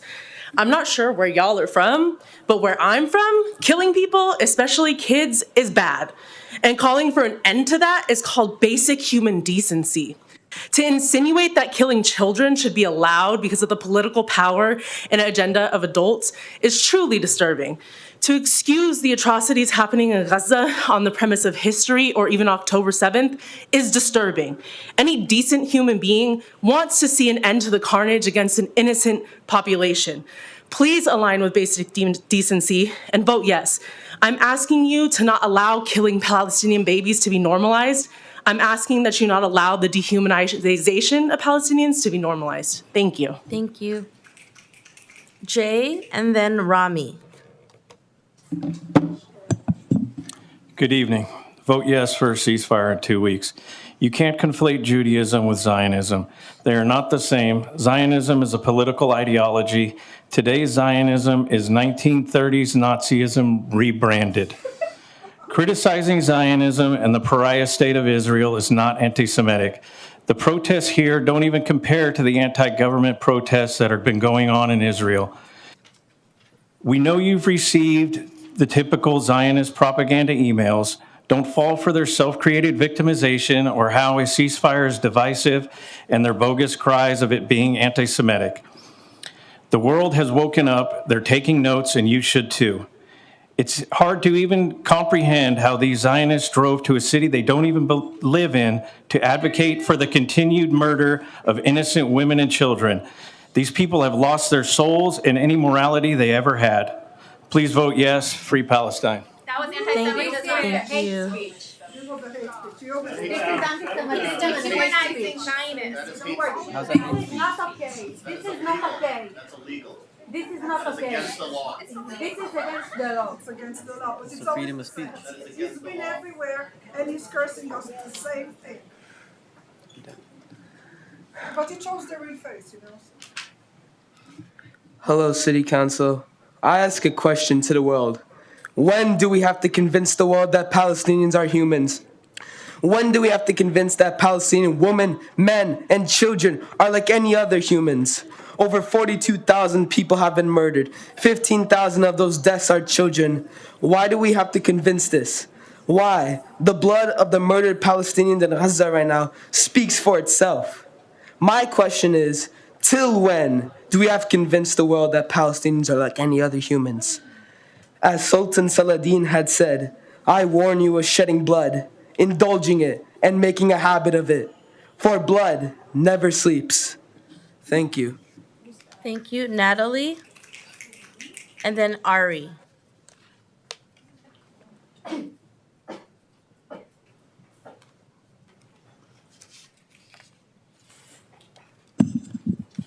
Hi, City Council. This Wednesday, May 15th, is Nakba Day. My grandparents were expelled and kicked out by Zionist forces from their homes in 1948.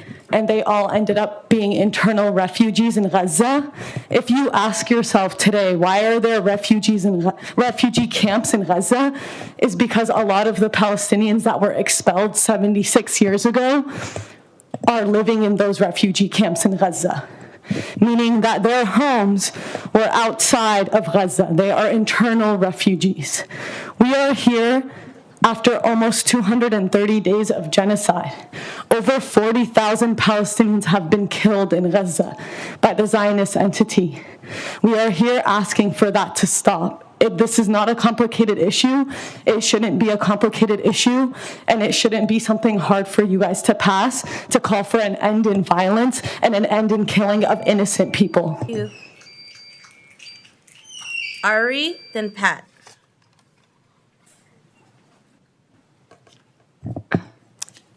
Hello, Council. We're here again, urging you to all pass a ceasefire resolution. We, your actual constituents, need you to stand with us and humanity. This isn't a conflict. This isn't a war. This is a genocide. This is a crisis. How loud do we have to scream to be heard? How many tears do we have to shed to be seen? You guys sit up there preaching about mental health, yet our own constituents are losing sleep, mourning, and are in constant state of, I honestly can't even think of the word to describe how our mental has been for the last 220 days. And we're feeling that in the comfort of our homes, while our brothers and sisters in Gaza have to live in constant states of fear and loss. The people in Gaza are living with every second and will have to live with it for the rest of their lives. Where is the humanity in that? Children are in a constant physical state of shock due to what they have to encounter daily. Even in the arms of their loved ones, they are trembling with fear. These are babies. Join the rest of the cities in Bay Area and pass a resolution. Pat, then Rika.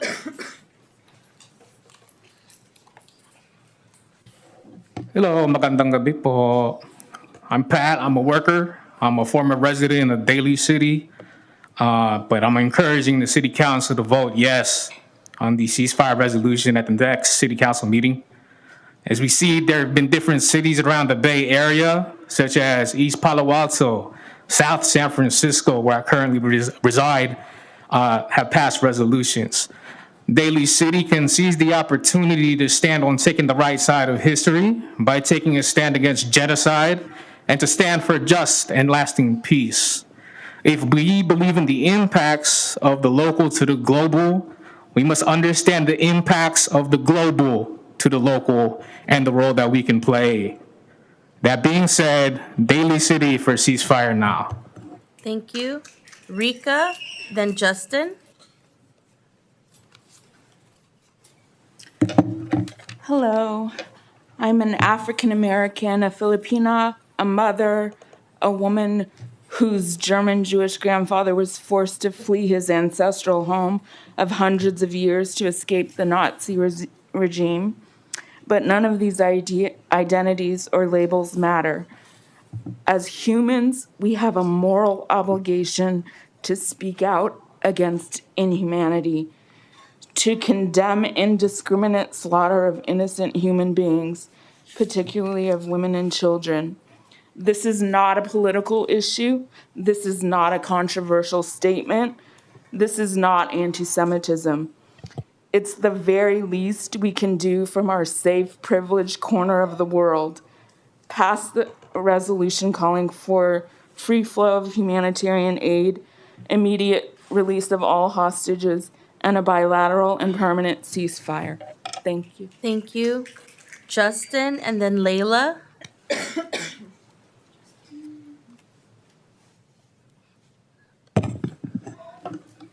Hello, City Council. I urge you to pass the ceasefire resolution coming again in 2 weeks.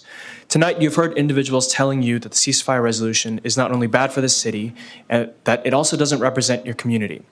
Well, tonight, you spoke about healthcare workers, about teachers, and of community, and tonight, those very same people have come out in support of the ceasefire resolution. I also want to ask of you, what sort of ideology that is supposedly good and caring and empathetic and community-driven would tell you that a ceasefire resolution is something that shouldn't be pursued? that peace is something that shouldn't be pursued? What sort of ideology willingly sacrifices its own hostages in pursuit of more war and more death? What sort of ideology that could be logically supported is something like that? Well, tonight, I'll tell you what ideology it is. It's Zionism. It came here tonight, and its supporters have told you that a ceasefire resolution should not be supported, and that things like this should not be done, even when lives are at stake. Thank you. Layla, and then Sarit. Is hate speech is acceptable?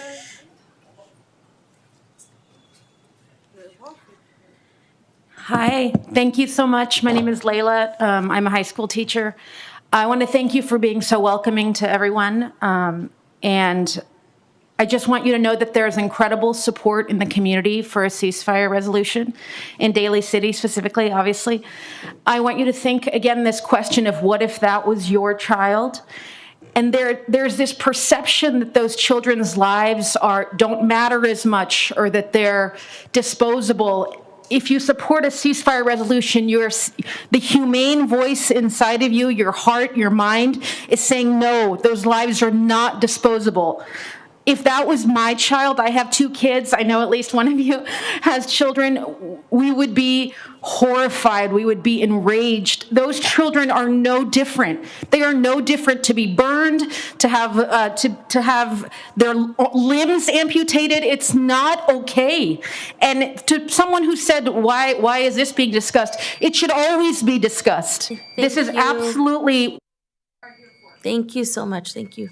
Sarit, and then Nick.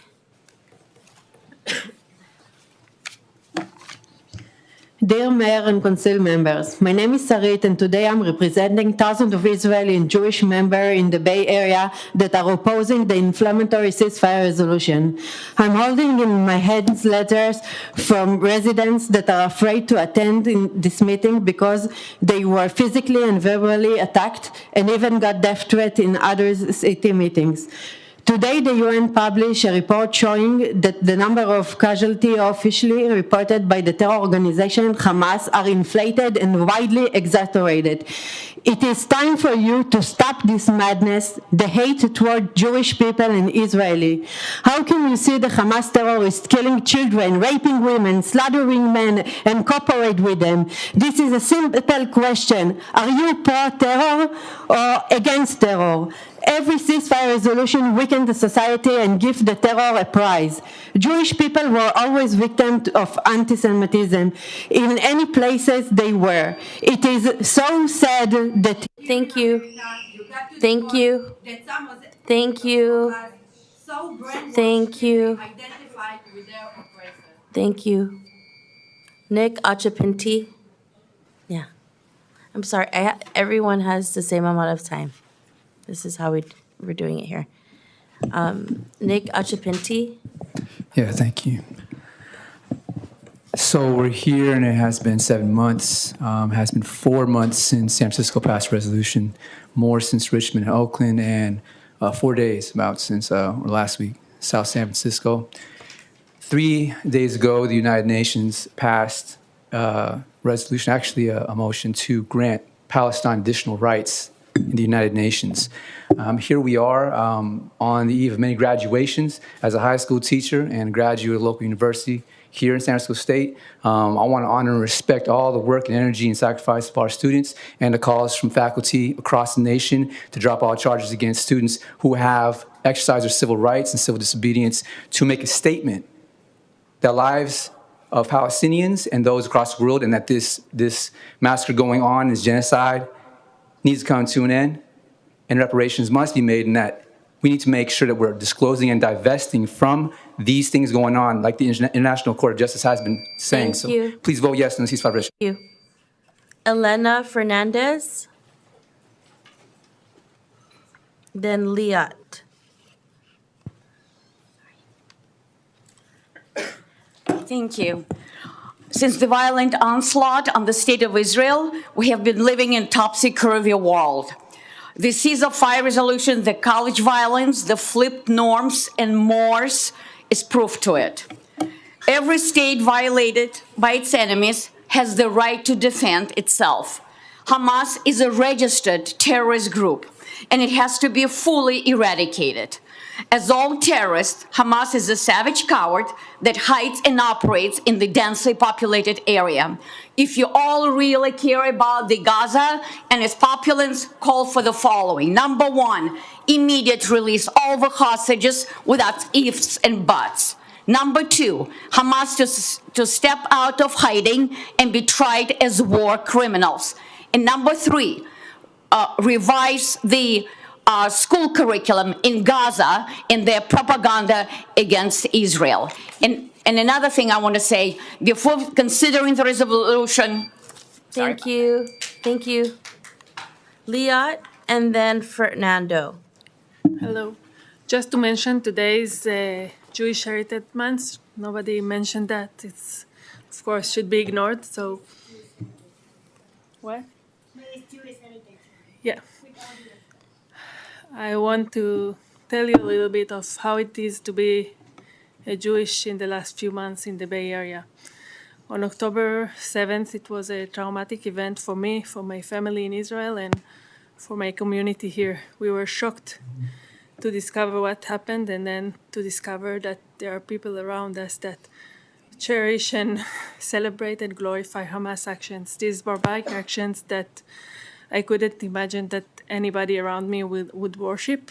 People were celebrating them, and still we can see it all over the colleges, the high schools, and our towns. It doesn't matter how many kafias there are in the room. Nothing justifies terrorism. Everybody here cries about kids being killed. Nobody talks about the Jewish kids that were killed. Thank you. Fernando and then Melinda.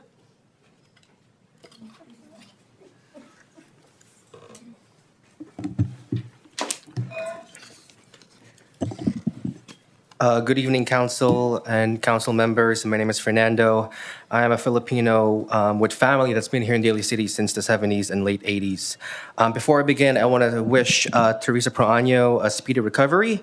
I just heard that she's listening in, and I hope that she's doing better. I want to thank Teresa and the Vice Mayor, Das Magbuwal, for working so hard in implementing a ceasefire resolution that will be tabled in 2 weeks. And speaking of that resolution, has my neighbors have really read the resolution? Yes. Because it talks about empathy, understanding, and peace for both sides. And my question is, how is that anti-Semitic? And my question is, are you really from here? Because if you look around the room, true Daly City residents are wearing keffiyehs and asking for absolute peace. And frankly, I think you should listen to all of us and not those that aren't from here. So again, thank you, Council. Free Palestine and yes to ceasefire. Thank you. Thank you. Melinda. Melinda and then Asiel. Regarding the motion on ceasefire in the Middle East, what you are doing is preposterous and a farce. You know that Israel is a sovereign country acknowledged by the United Nations. They don't need to listen to you. Who are you? As if when you were elected, you step on pedestal to be councils of the Middle East. Know that Palestine is the modern-day Philistine. Remember the giant Goliath that was defeated by a shepherd boy with a sling stone? Greece and Germany have just passed a resolution to define Hamas as a terrorist organization, and any support means support for terrorists. You are wasting your and everyone's time. I implore you to drop the ceasefire motion. As a person who personally witnessed program chanting Allahu Akbar, Hamas must be defeated. Thank you. Thank you. Thank you.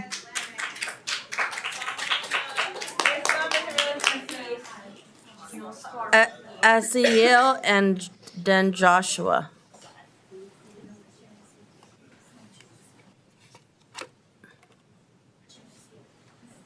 Assalamu alaikum, this is Asil. I'm speaking on behalf of the Daly City Islamic Center and the Yemeni American Association.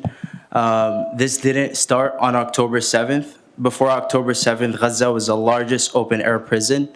And there is a narrative saying that, well, this isn't local. Well, I'm here to say that we're your constituents, and it's our problem, so it's your problem. And I want you to just think about it. What if it was your kids? And for those that are opposing a ceasefire, what are you supporting? And in my head, you're supporting the killing of innocent children, and that, in my head, is true terrorism. Thank you. Joshua, and then Elaine.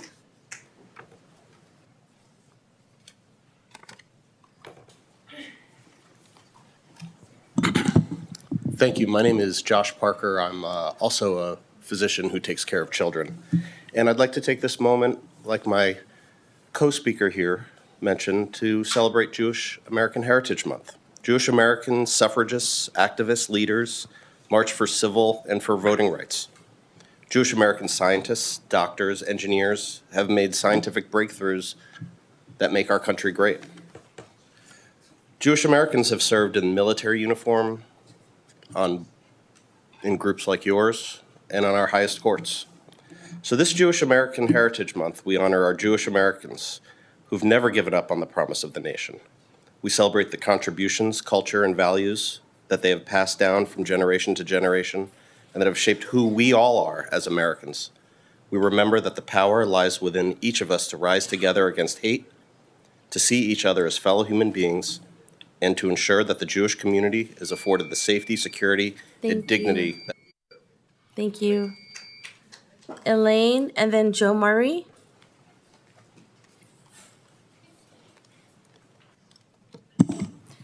Hello, council members. I'm someone who's been a Daly City resident all my life, as well as a student, a worker, and a churchgoer in the city. I am now an organizer with Anak Bayan Daly City, and together we organize Filipino youth and students around the issues that really matter to them. And right now, what matters to us is calling for an immediate and permanent ceasefire in Gaza at the very least. As Filipino youth, we recognize the role of the US and the Philippine government as enablers of the Israeli settler colonial state and its military, furthering the genocide in Gaza and the suffering of the Palestinian people. As Filipino youth, we want nothing more than just and lasting peace and the liberation of Palestinian, Filipino, and all subjugated peoples. As students and workers, we see that solidarity with Palestine is central to ongoing student and worker movements. Look at SF State, Berkeley, International Workers' Day. And as Daly City youth, we want nothing more to be heard by our council and to support our community. And we see that in having the ceasefire resolution passed at the next meeting. Thank you. Thank you. Joe Murray, and then Devante.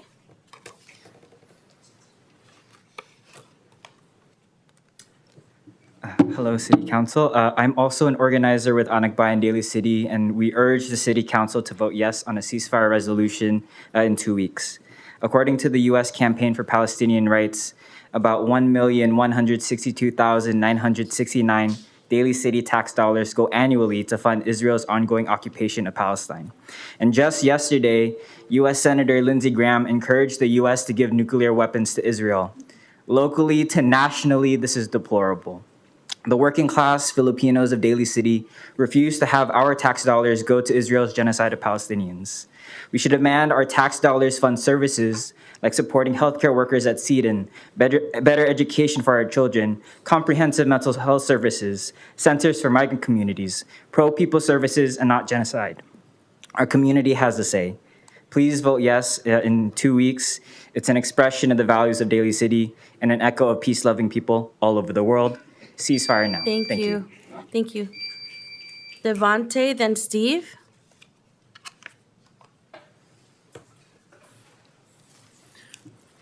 Good evening, City Council members. My name is Devante. I'm here as a Daly City resident and a mental health professional. Tonight, you have heard individuals discredit and the current death tolls. Allow me to educate you for a second. Senior Israeli intelligence officials are using the Gaza Health Ministry death numbers internally, months after both Israel and the U.S. claimed those figures should not be trusted. If even Israeli intelligence and the U.S. government recognize the 30,000 death toll, why won't those go against the resolution do the same? The UN and other countries have also acknowledged the deaths of the innocent civilians in Gaza. By you, Our leaders in Daly City, by not passing this resolution, you are denying the lives of innocents. You'd be ignoring the facts, but most importantly, be denying the humanity of Palestinians. Follow in the footsteps of EPA and South City by passing this ceasefire resolution in 2 weeks. Thank you. Thank you. Steve, and then Inas.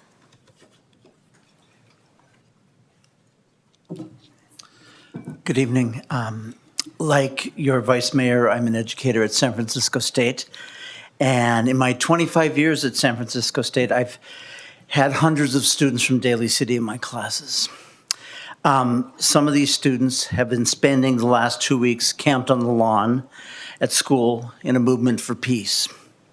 Students for Gaza at SFSU is far and away the most moving and beautiful things that I've seen in that school in 25 years. Peacefully, I sat at a beautiful and very moving Shabbat dinner, the first Friday of the encampment that was organized by several young Jewish students who founded the new chapter at SF State of Jewish Voice for Peace. These local calls for ceasefire are crucial because our federal government is failing us. Our state government follows suit. Local people know better. Thank you. We can join with the...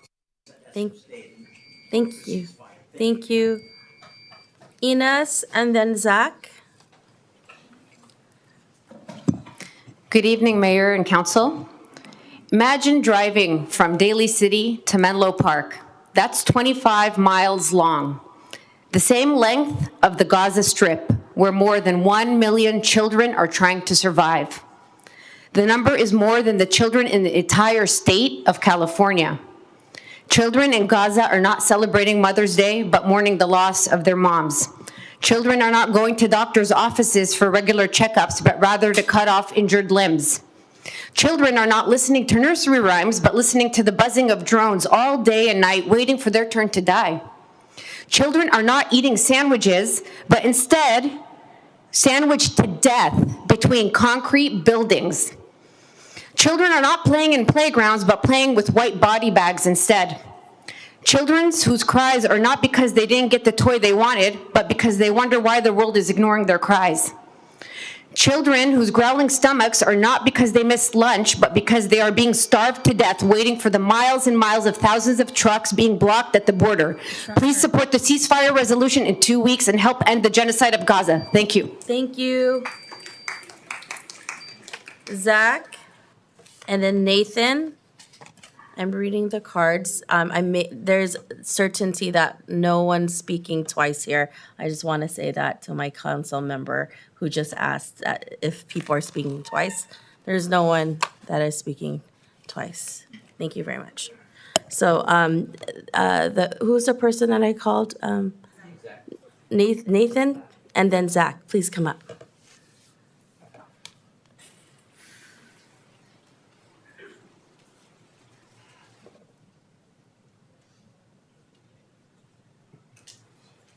Nathan and Zach?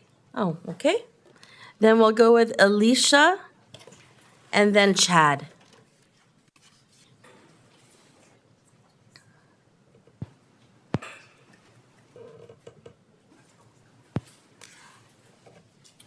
Hello, my name is Elisha. I am a Palestinian American and a high school student as well as a Daly City resident.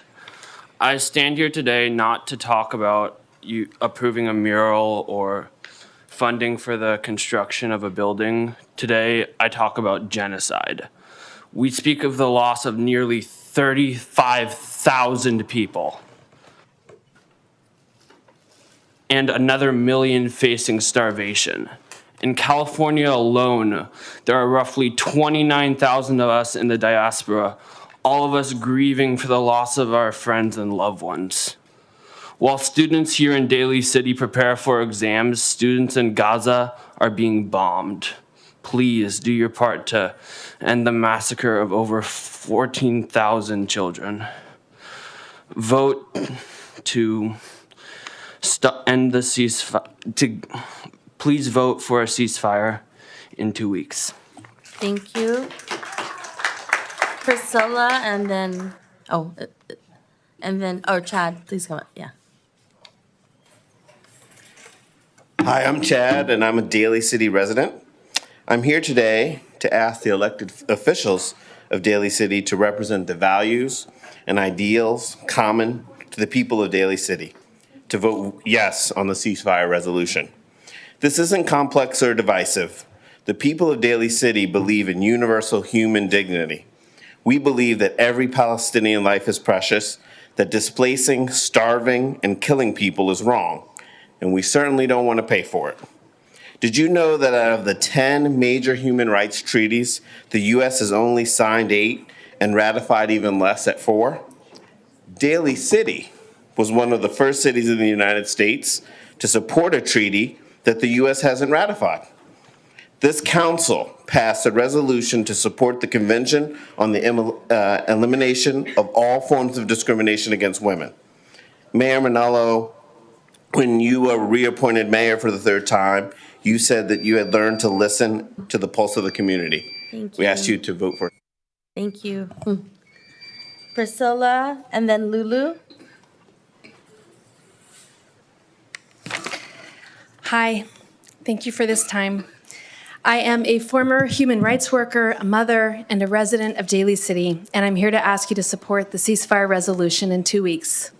As of this month, people in Gaza have endured 7 months of digging for their neighbors and children in the rubble. 7 months of wondering how they will get the next spoonful of flour. 7 months of sleeping in tents and drinking dirty water.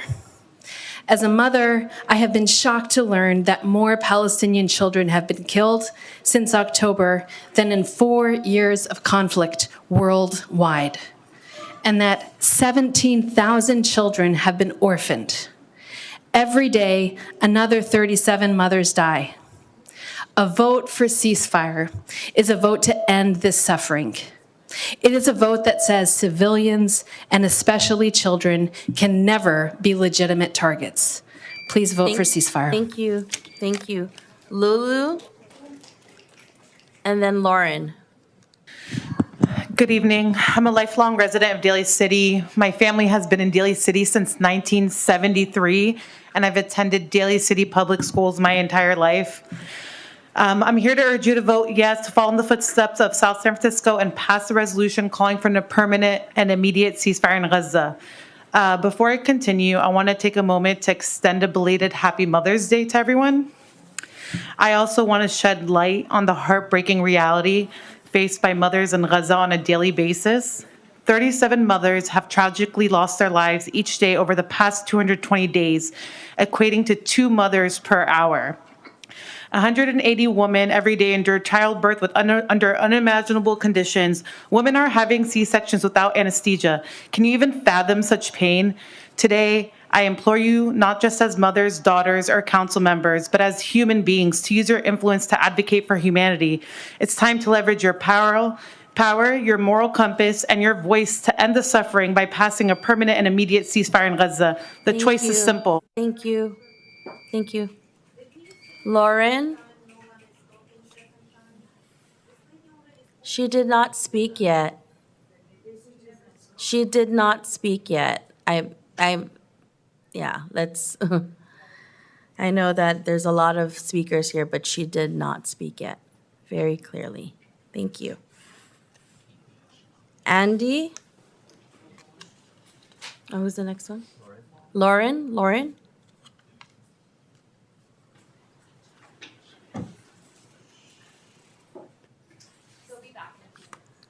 Andy?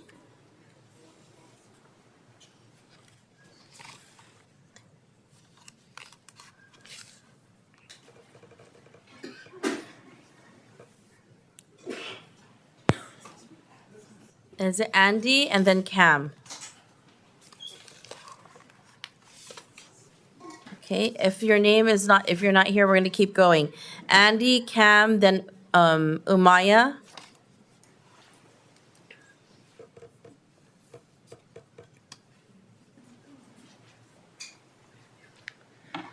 I've always felt a strong connection to the sea. In Arabic, my last name means sailor or seaman.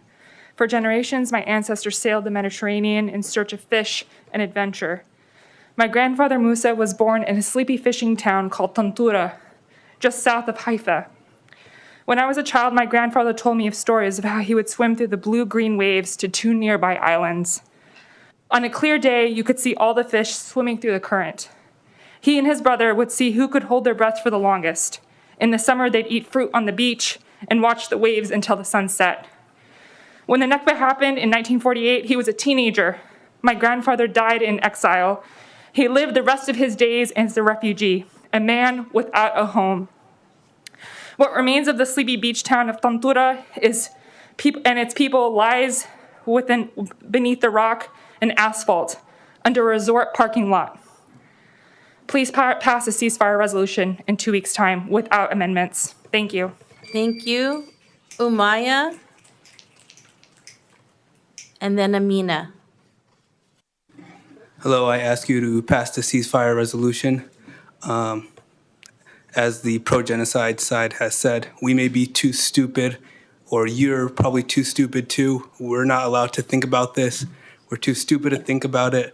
We're too dumb, according to them. So, but I'm here to tell you, no, we are here to stand against the genocide that is taking place. Some people have mentioned that 40,000 have died. That is an underestimate. Israel has dropped over 100,000 bombs. If you drop 100,000 bombs on the largest concentration camp in the world right now, you're bound to kill way more than 40,000 people. Ceasefire now. Thank you. Amina. And then Reno. I'm not here to beg for you to see the humanity of my people. What I am asking for you is to recognize the hurt, the pain, and the suffering that we've been dealing for 7 months. 7 months too late. This resolution is 7 months too late. Every single day that we still wake up to another day is, excuse me, can I have your attention, please? Every single day that we wake up is still the worst day ever. You understand that? We are witnessing the worst thing ever every single day. How is that possible? We're asking for you to pass this resolution as a way to acknowledge your Palestinian community and to stand for peace and a ceasefire for all people. You have even families in Israel, families of the hostages who are protesting wanting a ceasefire. The only people who don't want a ceasefire are the most vile people who want violence. Thank you. Thank you. Reno.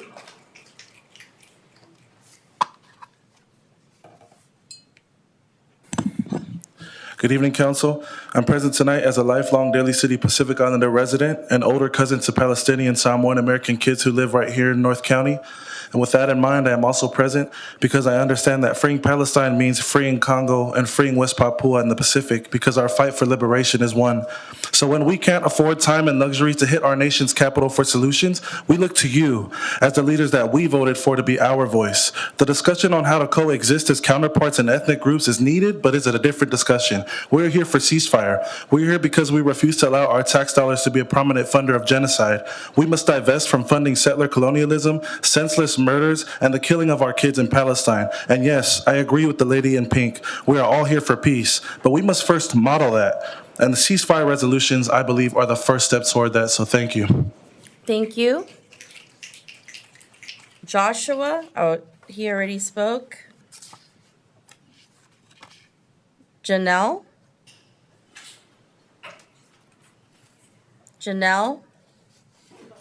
And then Hannah.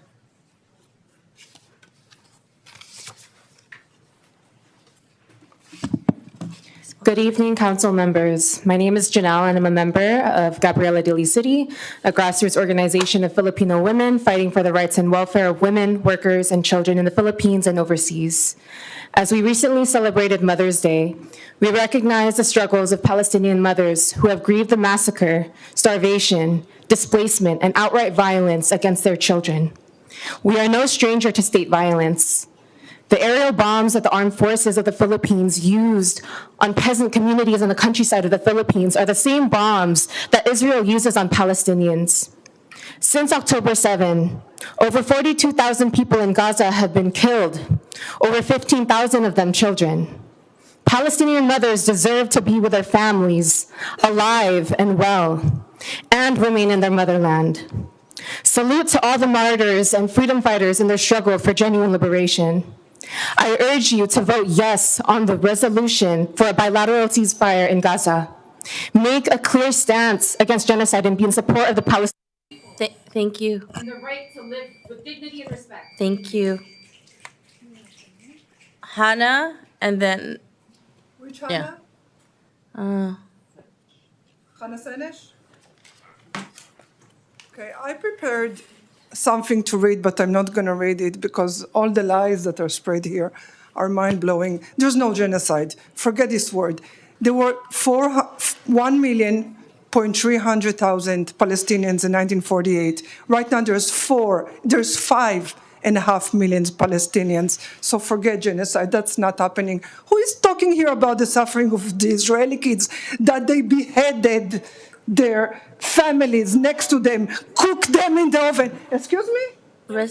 Respect, please. Respect. They raped their moms next to them. Who's talking about that? Who started the war? Did we start the war? No. These are just nonsense, and I would like to educate you guys and the people behind me. I don't think they have any idea what you're saying.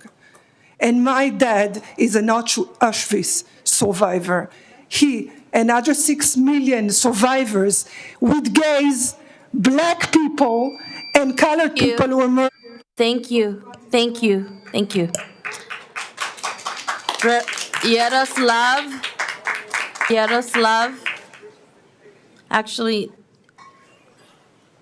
do you want to speak on this public comment? Okay. Can you change it? Thank you.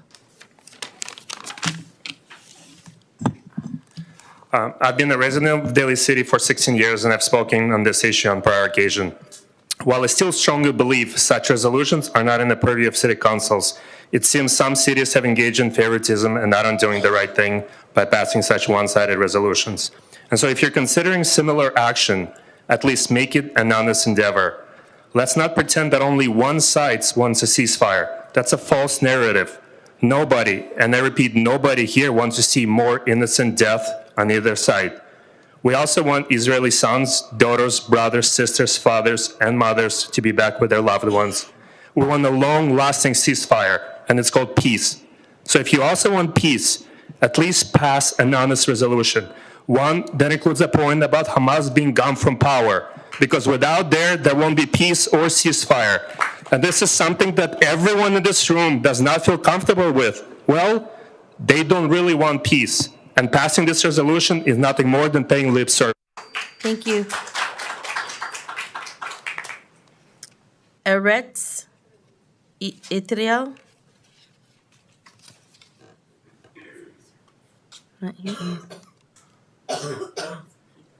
Yaroslav Vinogradsky. Okay. So can you get this? Thank you. Rami, did you speak already? Rami? There's Two? So did the one that did not speak one? Okay. So I think these are all double now, and so we're gonna.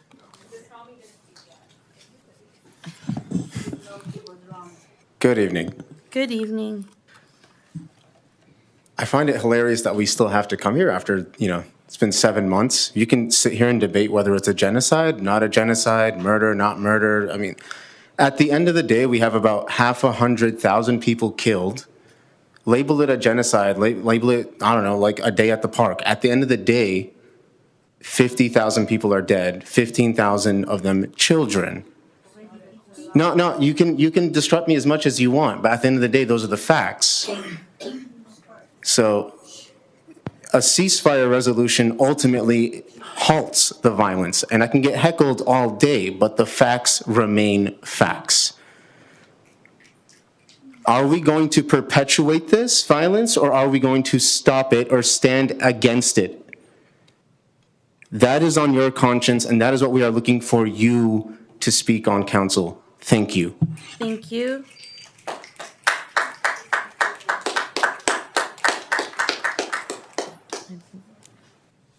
Gina Yen.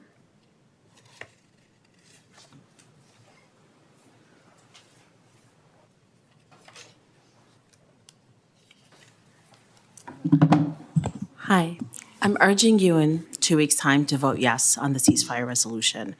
By voting yes, you are showing solidarity for all the people who have been suffering, watching their family members, watching children get killed.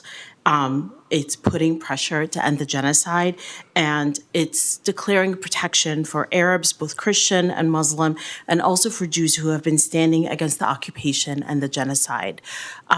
We've already seen about 5 Arabs across the country targeted. Some of them have been killed, including a little boy in Illinois and the student that was run over at Stanford. And by doing this, you are taking a stand with them against anti-Muslim and anti-Arab and anti-Palestinian hatred. Thank you. Ed? Ed speak already? Ed?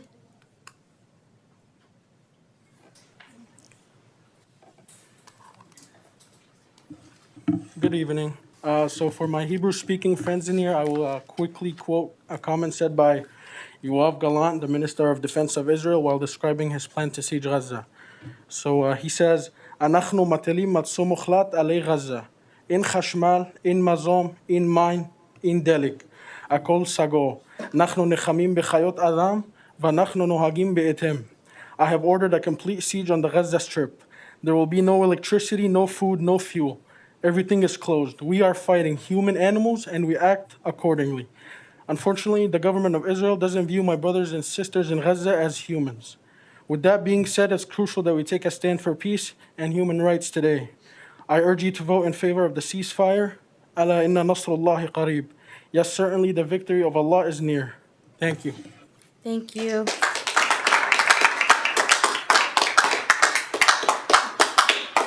Aaron? Greece?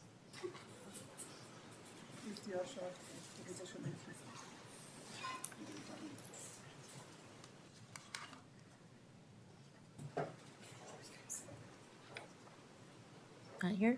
Charles? Charles? Let's see. Spoke already. Ayelet? Zafran?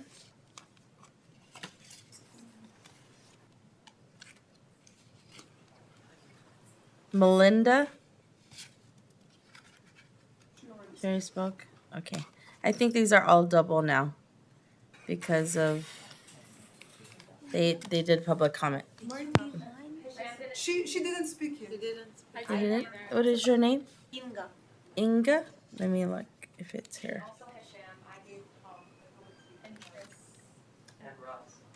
Russ? Okay. Oh, here's a list. It's titled 16, but change it to general public comment. Anna Frank, is that it? Chilled out for. I'm Anne Frank. For public comment. Okay. Didn't you spoke? Oh, you I spoke on item number one. Go ahead. I said this earlier, but I'm going to repeat this number again because I think it's really important that you guys understand. 89% of Jews identify as Zionist. The few that came up here today that are pro-ceasefire resolution, saying that they represent the Jewish community, are wrong. We are the 89, right here. I'm wondering if you guys saw the banners outside earlier. These people keep saying they're here for peace. There was one banner outside about glorifying martyrs, glorifying suicide terrorists. Hamas is a terrorist organization. They're glorifying rapists and suicide. The people of Palestine elected Hamas. Another large banner read, "From the river to the sea, Palestine will be free." Did you guys know that the House passed Senate Resolution 497? It states that this slogan is anti-Semitic and calls for the genocide and destruction of the Jewish state. You are setting the stage for hate speech, anti-Semitism, and trauma. Thank you. Thank you. Josh P. Josh P.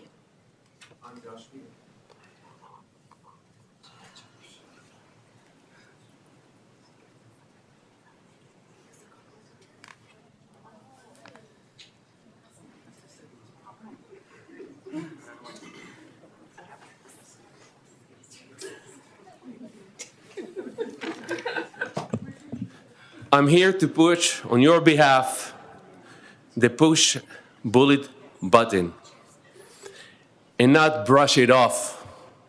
You are being manipulated and being bullied. You are not alone. America is being bullied and hijacked. Just pay attention to who is not standing during the Pledge of Allegiance. You are leaders. Leader is the one that leads by example. If you cannot stand to this bullying, how do you expect your community and our kids to stand to bullying?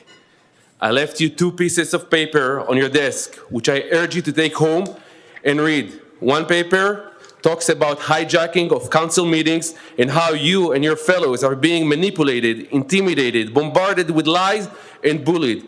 The second paper is a simple diagram that shows how lies are being spread and get you emotionally overloaded. The ratio. Thank you. Thank you. Thank you. Thank you. Thank you. Thank you. The time is up. Thank you. Please, everyone. Vote on ceasefire. Thank you. Ned K. Not here? Okay. You left. Okay, Esther. There's 2 Esthers. Inga. Just only one. She put 2. Good evening. For once, I would like to tell you that International Court of Law and Justice did not recognize a war as a genocide. You should know that if you read papers. Second, in 2 days, United Nations, their Office for Coordination of Humanitarian Activities, halved the numbers. So now the number of women killed is not 9,500, but 4,959, and number of children killed in Gaza is not 14,500, but 7,797. So my question is, did they resurrect them? Possibly, right? It's Israel, after all. I mean, people do resurrect there. Now, we see that, right? Thank you. Thank you. Russ?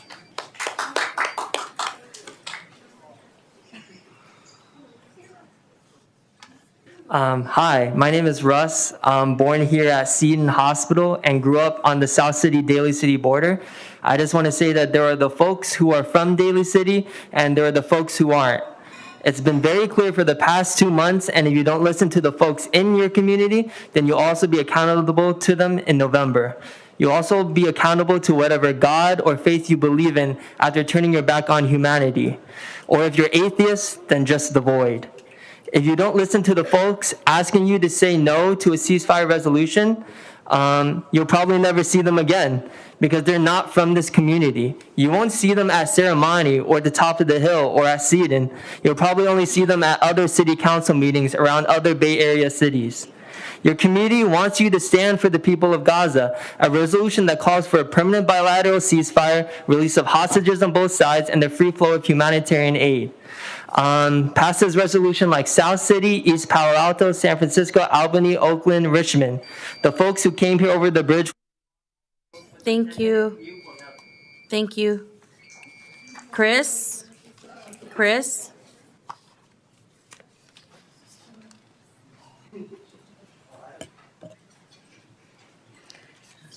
Hi, I'm here to urge you to vote yes on the ceasefire resolution in 2 weeks.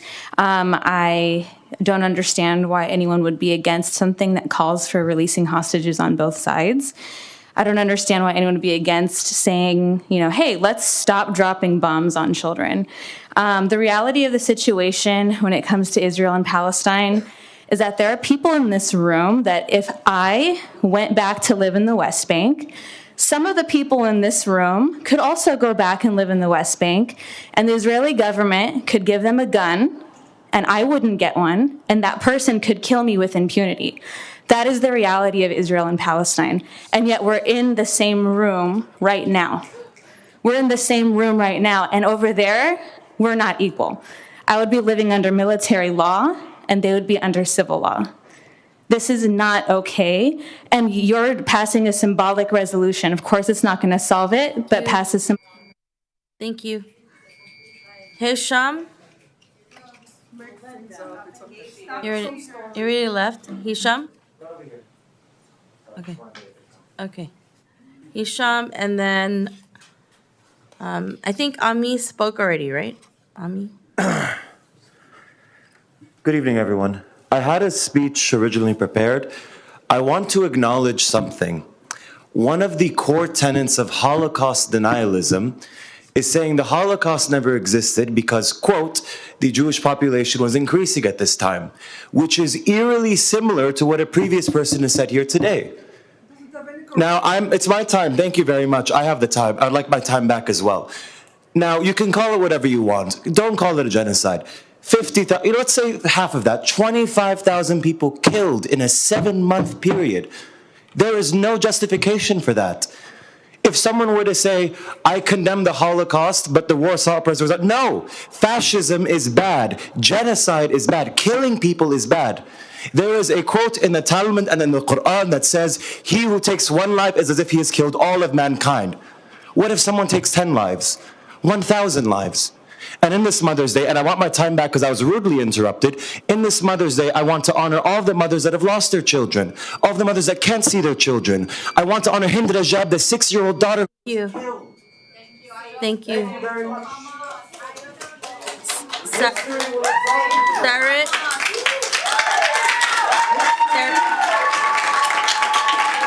Sarit? Is there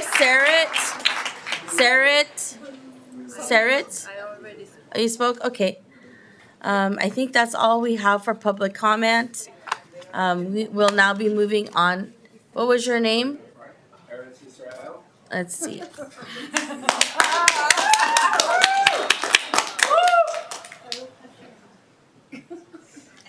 Aaron, did you put your last name? No, he's being boy.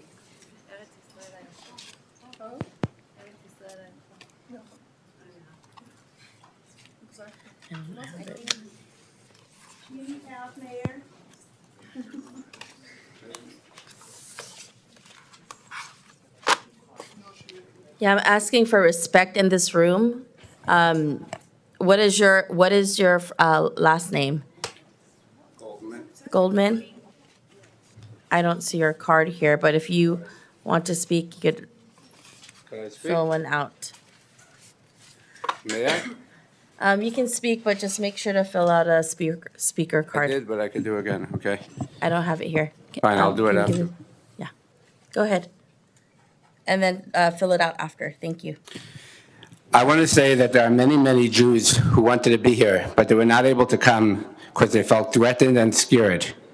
The scare tactics are going on at council meetings all over the place are scaring the community. There's a lot of people who want to be here, and their voice is not being heard. So if anyone talks about majority or numbers, it's not relevant. They're scaring, and it's hard to walk around. It's hard to come out here.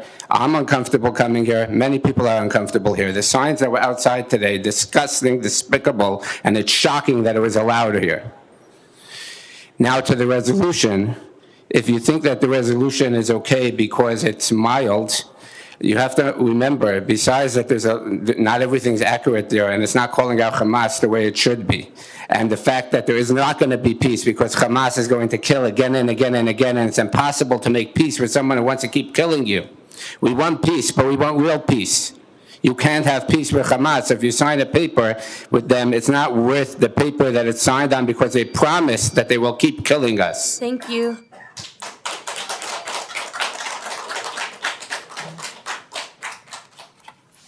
Okay. I think that's the end of public comment. Thank you, everyone, for your public comment this evening. We are now moving on to our consent agenda. Our consent agenda, are there any items on the consent agenda that my colleagues would like to pull? If not, can I have a motion to approve the consent agenda? So moved. Okay, I have a first, so I have a second. Glenn Sylvester, second. Okay, thank you, Councilmember Sylvester, for the second. All in favor, say aye. Aye. Aye, thank you very much.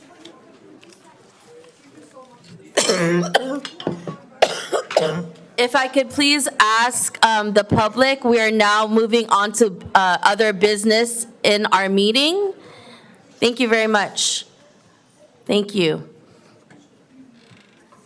Moving on to item number 13, proposed increases and updates at the master fee schedule. Thank you so much, Director Nevin.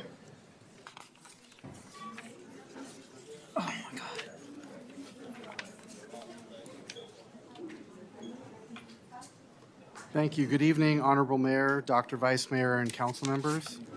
Item number 13 is a public hearing regarding proposed increases and updates to the Daly City Master Fee Schedule.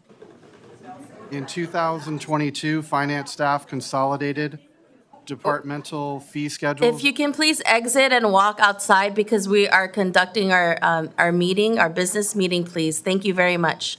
It's greatly appreciated. Thank you. Go ahead, Director Nevin. Thank you. In 2022, finance staff consolidated departmental fee schedules into the master fee schedule and brought increases and updates to the City Council. At that meeting, staff discussed bringing proposed future increases and updates to the City Council on an annual basis. The master fee schedule was last updated in May 2023 with a 4% COLA. The COLA for fiscal year 2025 is again 4%, aligning with the COLAs for the bargaining groups.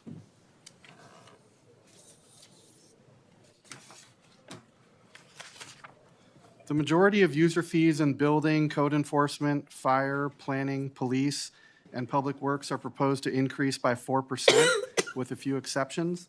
For one fee in finance for a commercial vehicle permit, the fee is proposed to increase to help offset additional costs with our vendor. Library removed a fee for materials recovery service. And recreation proposes to increase the fee for after-school youth recreation programs to offset increasing costs, as well as decreasing the athletic tournament/league fee to ensure consistency with the doubles tournament/league fee. The next steps are to adopt the proposed fees for fiscal year 2025 this evening. A development impact fee study is also almost complete. Once completed, staff will return to the City Council for a review of those fees. Additionally, staff will return next year with the annual review of the fee schedule. Staff recommends that the City Council conduct a public hearing and adopt a resolution approving the proposed increases and updates to the master fee schedule, and staff is available to provide any additional information. Thank you. Thank you, Director. Thank you, Director Nevin, for this update. At this time, do I have any questions or comments from my colleagues? I'll ask my questions at the end after. Go ahead, Rob. Okay, go ahead. Councilmember DiGiovanni. Okay, thank you. Mr. Nevin, so tonight we're just supposed to not approve it, but we're just supposed to discuss it, right? Because I noticed that when you said like all the departments, they needed to do recovery cost, including recreation. Yes, actually, we did review all the fees with each department, and tonight is the actual public hearing to consider approving the staff recommendation of the fees for fiscal year 2025. Right, so then if we approve this, then it won't be another public comment. The only comment I have is that I do understand because the costs go up and the recovery, and just to let the public know that, like our recreation, that's why we cannot afford to do any type of giveaways, because we're trying to make it in our recreation. And currently, because you have to make sure that they get the costs recovered, and that because something was approved, and we cannot afford to do that for everyone that comes, and to do that because we really need that. And recently, the seniors, although they will get used to it, at Lincoln, they used to pay $6, then it was free, but I understand, that they have to pay, which is actually pretty good. It comes out very inexpensive, $50. And I explained to them, thanks to the great staff, that it's very minimal, that they have to pay over time, and maybe they could make 2 payments, I'm not sure, but they're just not used to paying. So when we ask our seniors to pay something that they're not used to, but yet we let other things go for free, we need to be mindful of that so that we can make sure that recreation is covered with cost, because it does cost. So, and make sure that it's equitable. Thank you very much. That's all. Thank you, Mr. Nevin. Appreciate the work. And to all the departments. Thank you, Councilmember DiGiovanni. Are there any further questions from my colleagues? No comment. One question I have, Director Nevin, is out of this analysis of kind of proposed increased fees, what was maybe the top 3 that you saw that were behind, extremely behind? There weren't fees that were behind. We did, when we consolidated the fee schedule in 2022, we had more significant increases at that time because the fee schedules had not been updated or increased for over a decade. So the increases, as we discussed in 2022, would be annual minimal increases so that we can keep up with the cost of doing business. Most of the fees are related directly to staff time of city staff performing services. So we decided that if the fees could be adjusted annually, then we won't have larger increases down the road. And they would be directly related to the cost of staffing certain programs, and that it most directly relates to the COLA that is received across the city by the bargaining groups. Thank you very much for that clarification and in regards to what the increases are. I think we are monitoring it more closely than before, having that big decade of not reviewing the fees. So I appreciate your time and your staff's time in looking at this in a more consistent manner. I see no other questions from my colleagues. So with that, do I have a motion to approve the fees? Oh, actually, it's a public hearing, so do I have a motion to open the public hearing? Motion to open the public hearing? Second. Thank you very much. At this time, we're opening up the public hearing. I don't have any speaker cards. Do you recall any speaker cards? Motion to close public Okay, hearing. thank you very much. There's a first. Do I have a second? Second. Okay, I have a second, and then now can we have a motion to adopt the resolution? Glenn Sylvester, motion to adopt. Okay, we have a motion to adopt the resolution. Do we have a second? Second. Okay, we have a second from Vice Mayor, and may we have roll call, please? Ms. DiGiovanni? Aye. Dr. Rod? Aye. Mr. Sylvester? Glenn Sylvester, aye. Ms. Manalo? Aye, thank you very much. Moving on to item number 14, approval of benefit assessments for Linda Vista area for fiscal year 2024-2025. Thank you. Good evening, Mayor, Vice Mayor, members of the City Council. This item is the approval of the benefit assessment for Linda Vista area for fiscal year 2024-25. This is an annual request to do a public hearing to approve the engineer's report and the fiscal year 2024-25 property assessments for the Linda Vista Area Benefit Assessment District. A little bit of background. City Council, by resolution number 90-55, established the Linda Vista Benefit Assessment Districts. The benefited areas is subdivided into 2 drainage basins, the Linda Vista as well as Bay Ridge. The Bay Ridge drainage area serves a total of 177 lots.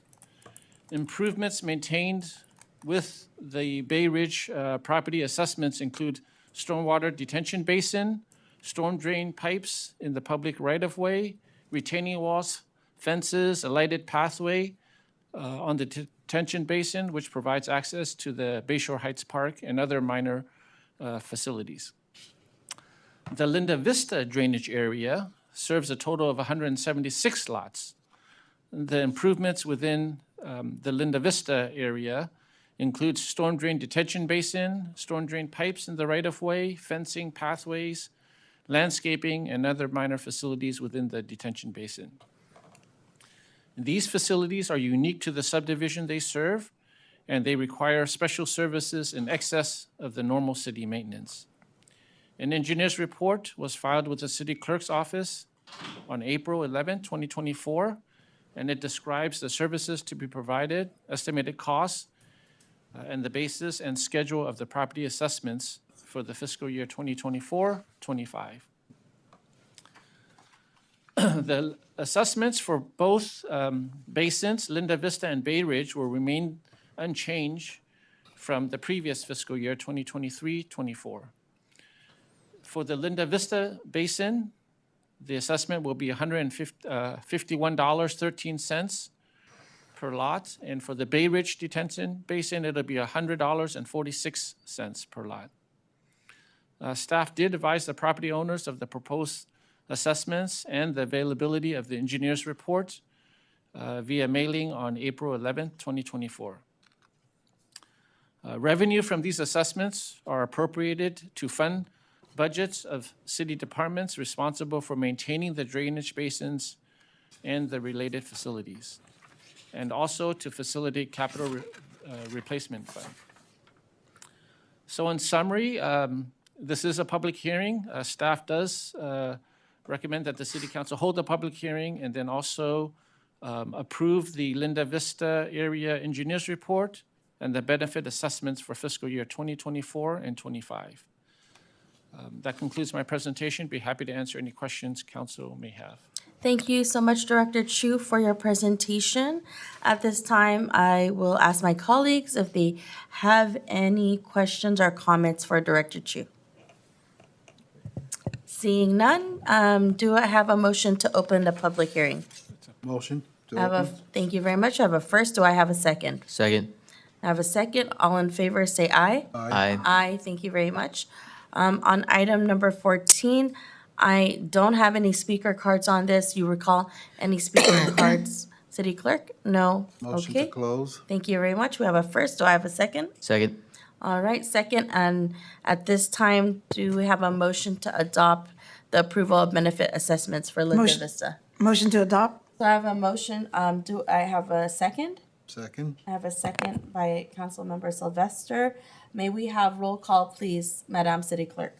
Ms. DiGiovanni? Aye. Dr. Rod? Aye. Mr. Sylvester? Glenn Sylvester, aye. Ms. Manalo? Aye. Thank you very much. Thank you.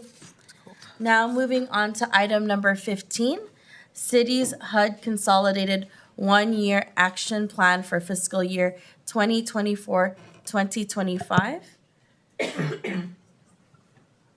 We have Ms. Betsy Sobel. Good evening, Mayor and members of the council.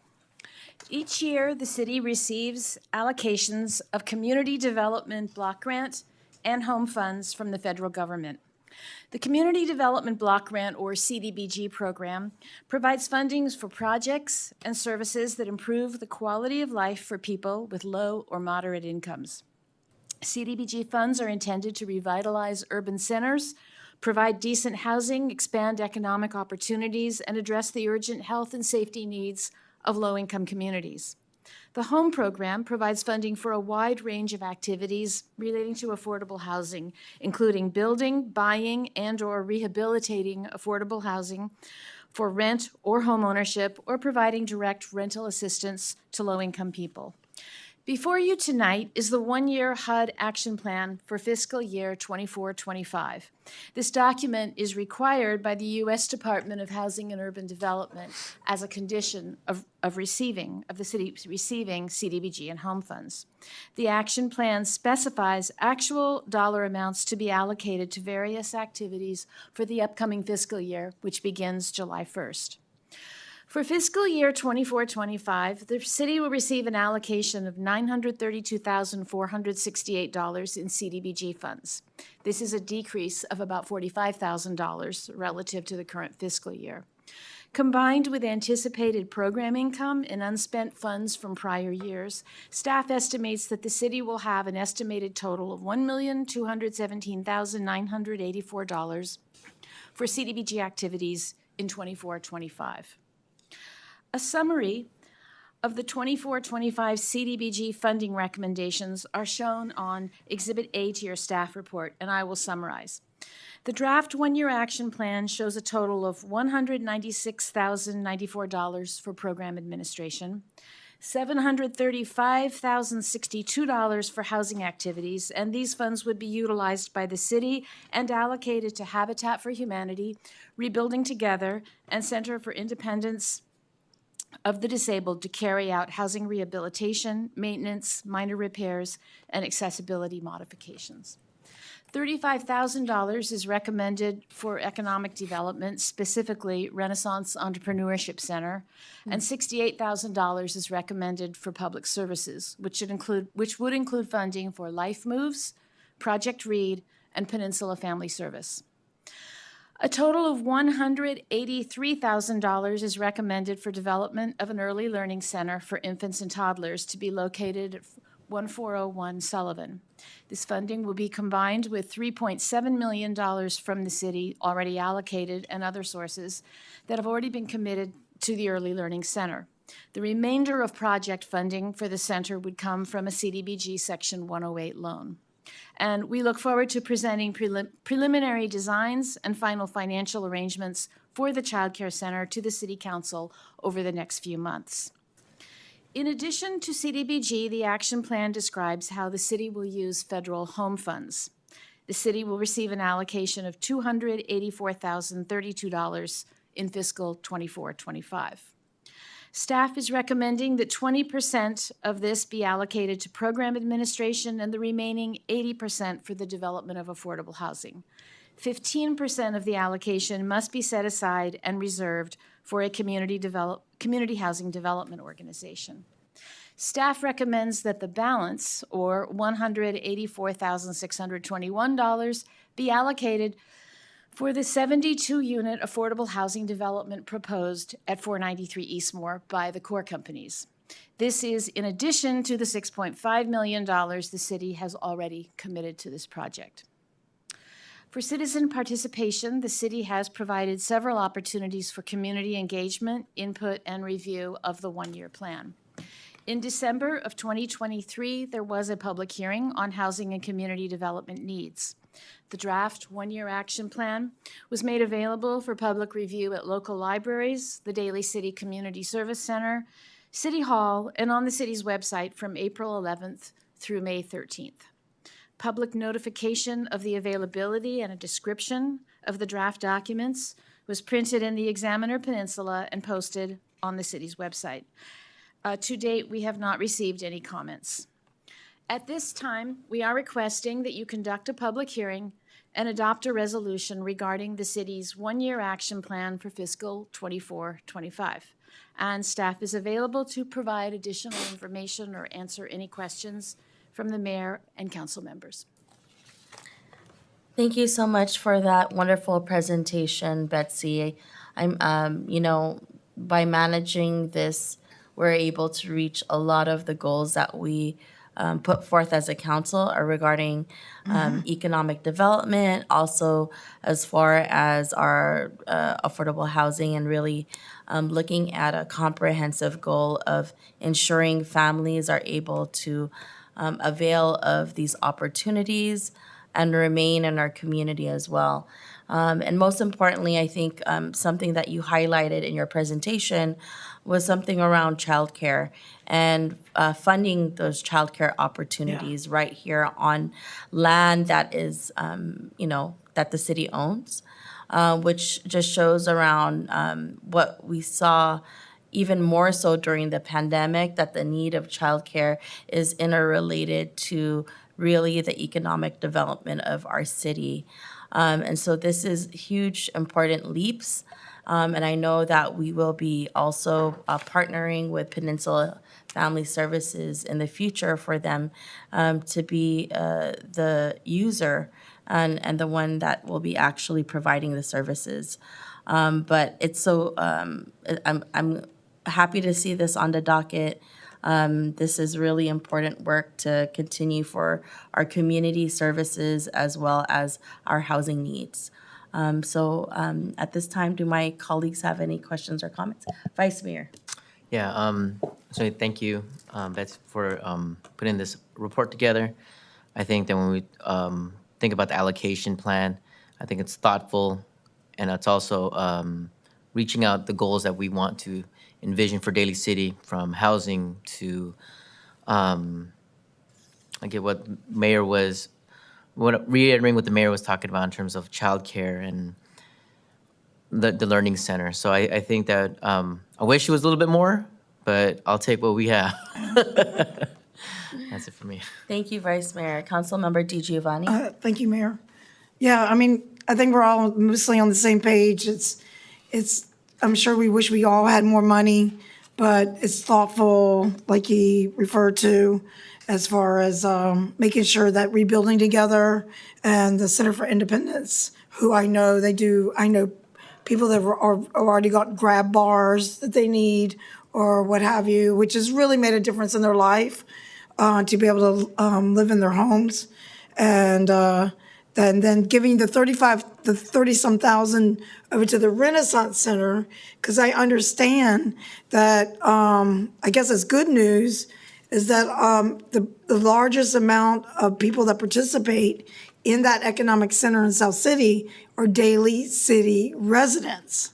So, I mean, we want to make sure that we do our part to support that center as well, because when I heard that, that's letting people know that they're able to go over there, even though it's not in Daly City, but they're getting a lot of help, and it's working. So thank you for all the work you guys did.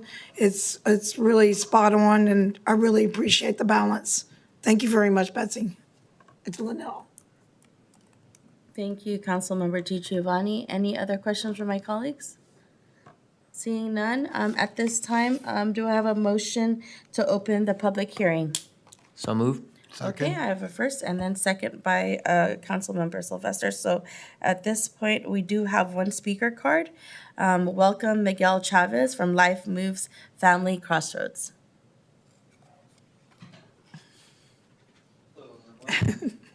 Good evening. I know. Well, thanks so much. My name is Miguel Chavez, and I'm the Program Director for Family Crossroads. At Family Crossroads, we're dedicated to support Daly City residents and other individuals from surrounding areas. Our facility boasts 15 self-contained furnished family units, providing a safe haven for up to 42 family members every night. We offer interim housing, nutritious meals, clothing, and other essential services, coupled with intensive case management. Our goal is to empower families to regain stability and achieve long-term self-sustainability. We are seeking $18,000 from Daly City's fiscal year 2024-2025 CDBG funds to bolster our efforts at Life Moves Family Crossroads. This amount mirrors the support received last year, which provided instrumental funds to our endeavors. Just some of our snapshots for last fiscal year. Last year, we provided assistance to 31 local households at Family Crossroads. benefiting about 220 individuals. We also helped families acquire legal IDs from the Mexican consulate, enabling multiple clients to obtain passports. We also provide families support with finding childcare and other essential needs, including dental care from Roy Dental Clinic. The requested funding will sustain our vital housing, intensive case management, and supportive services for Daly City families through next fiscal year. Some key objectives for this fiscal year is to continue serving unhoused Daly City families and addressing basic needs such as food, clothing, and shelter, while providing intensive case management and on-site support.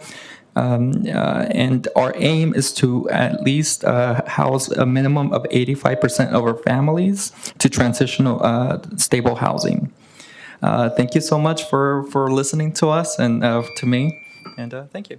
Thank you so much for your public comment and for the work that Life Moves does in our community. And so with that, I think that's the only public comment we have. At this point, may we have a motion to close the hearing? Motion to close the public hearing? Second. Okay, we have a first and second. All in favor, say aye. Aye. Aye. Aye, thank you very much. For item number 15, Cities HUD's Consolidated One-Year Action Plan for fiscal year 2024. I'm happy to make the motion for this. Do I have a second? Second. Thank you, Vice Mayor.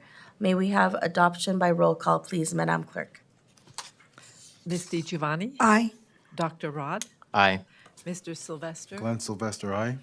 Ms. Manalo? Aye. Thank you very much. Thank you for all your work, Betsy. Thank you, Betsy. Now moving on to our appointments of board and commission. Are there any appointments from my colleagues? Seeing none, moving on to council committee reports. Are there any council committee reports from my colleagues? Okay, Councilmember Sylvester, please. All right, I'm kind of smiling because it's going to be a good one. Mosquito Vector Control District, a lot has happened. First of all, we passed a balanced budget, and I was looking at the budget numbers, and I see for the fiscal year 2023, and I'm only looking at one category, and that's other revenue. In 2023 to 23-24 budget, that other revenue category has increased by 96.2%. Wow. And the reason for that is their investment in Cal Class.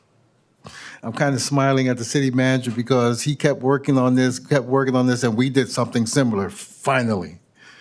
Cal Class is now paying 5.42% interest, whereas the San Mateo County Treasurer is paying 3.78. A motion came before the board. The Mosquito District was trying to stay within its boundaries. From the San Mateo County Treasurer, you can only invest so much, and we're going to pull out another $1 million to put into Cal Class. The next item for Mosquito District is something called Shoe Fly. I'm sure you've heard that. Shoe Fly don't bother me. Well, you know, one of the services that the Mosquito District offers is that the laboratory will identify insects found by residents free of charge. There's an insect called dance flies, and I'm not going to try to pronounce what family they come from. But their name originates from their graceful, dance-like flight patterns above the water's surface. Like dance flies, these flies do not pose a biting threat, nor do they transmit diseases, so be aware of that. A lot of people mistake them for mosquitoes. The next item is sentinel chickens. Well, what's so special about sentinel chickens? The district maintains 2 sentinel chicken flocks. Each one of them has 7 chickens in the cities of East Palo Alto and San Mateo. All right, so what? What they do is they take blood samples from these chickens every 2 weeks from May through October, and it's sent to the lab, the California Department of Public Health, where they are tested for antibodies to West Nile virus. So it's good that we have the chickens. It is now tick season. And the district has gone around taking various samples of ticks. And Portola Valley, they picked up 443 of them.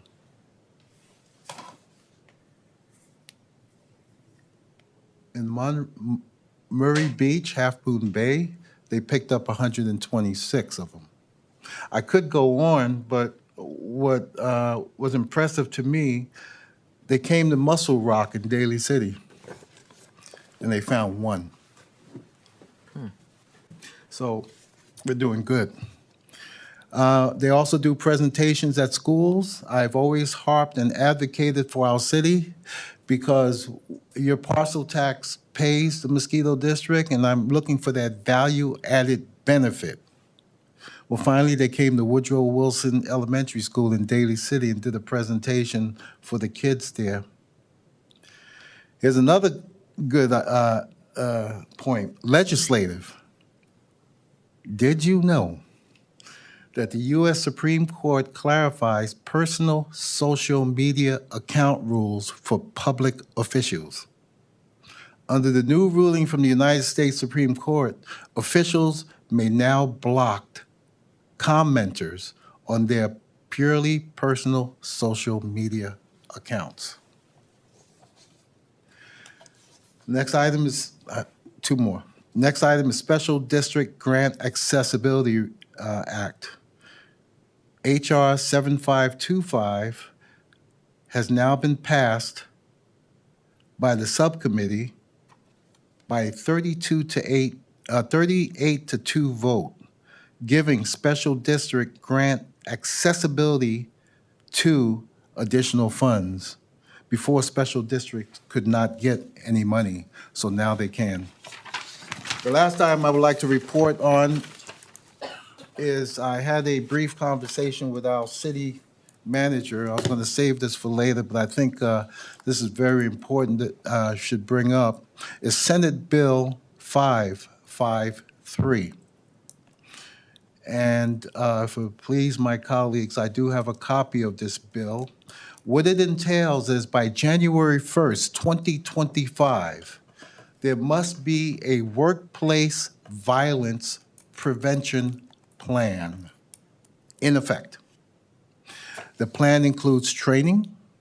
The plan includes documentation of any possible violence that may occur in the workplace and what we've done about it, the security measures taken, and the mosquito district, we just passed a whole complete plan. So rather than reinvent the wheel, I would like to present this to our city manager and city attorney for perusal so that we can be ahead of the game and be prepared by January 1st, 2025. I believe this extends to any employer that has more than 10 employees. So it's on the radar now, and I think if we can move forward and be prepared, that would be great. And that's all I have to report. Thank you very much. Thank you, Councilmember Sylvester. I think that's wonderful that you're bringing that from the mosquito vector board in regards to being ahead of the curve. I think that's wonderful. I echo that, and I support what council member has brought up to the city manager. I think that's extremely important to have in place.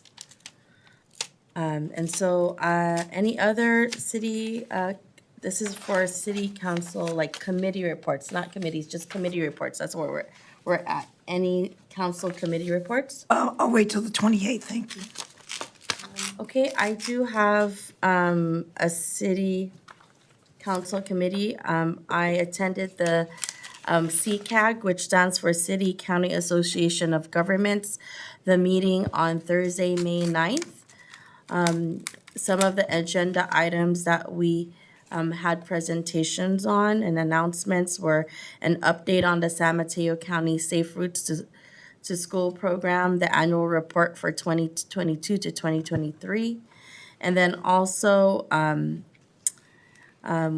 we did have a review and presentation on the CCAG fiscal year 2024 program budget, and also received an equity action plan update, which I was happy to sit on the committee for. Also participated in a focus discussion on CCAG strategic plan, vision, and agency mission. Given that organization, we actually have never done like a strategic plan. Can you believe that? With CCAG. And so it's going to be the first one that we are doing. And so we also had a review on some legislative updates. They also shared how, for those of you that are watching, we have the very first bay wheels at Daly City BART.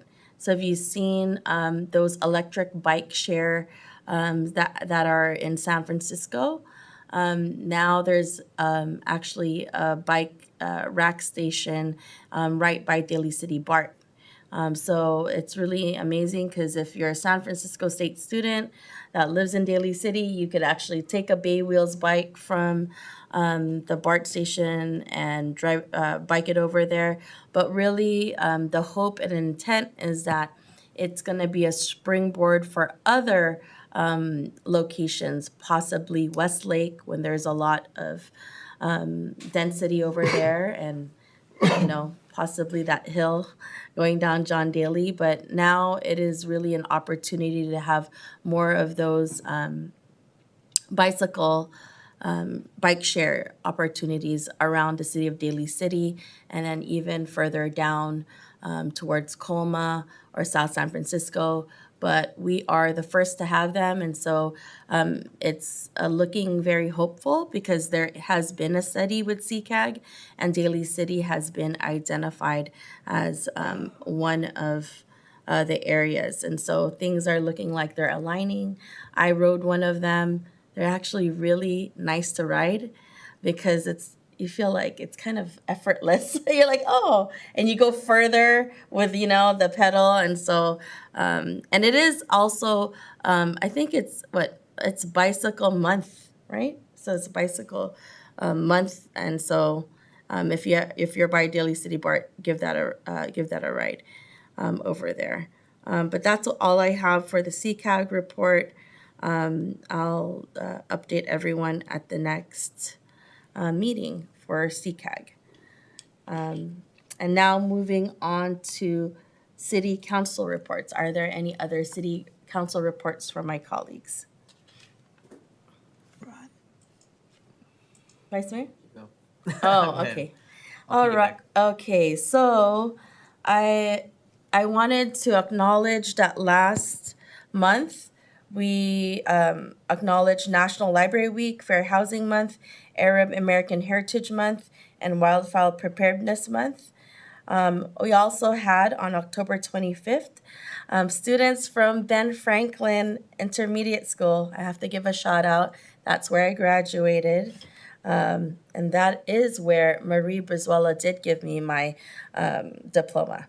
But we had students from Ben Franklin Intermediate School, and it was really amazing. Thank you to the staff for coordinating and really bringing the students all around the mayor's office, city manager's office, city attorney's office, engineering, information services, finance, ECD, police and fire. I knew they really enjoyed the tour.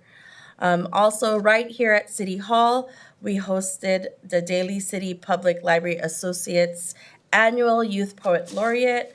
I want to say congratulations to Maxwell Espinola, who was selected as the 24-25 Daly City Youth Poet Laureate.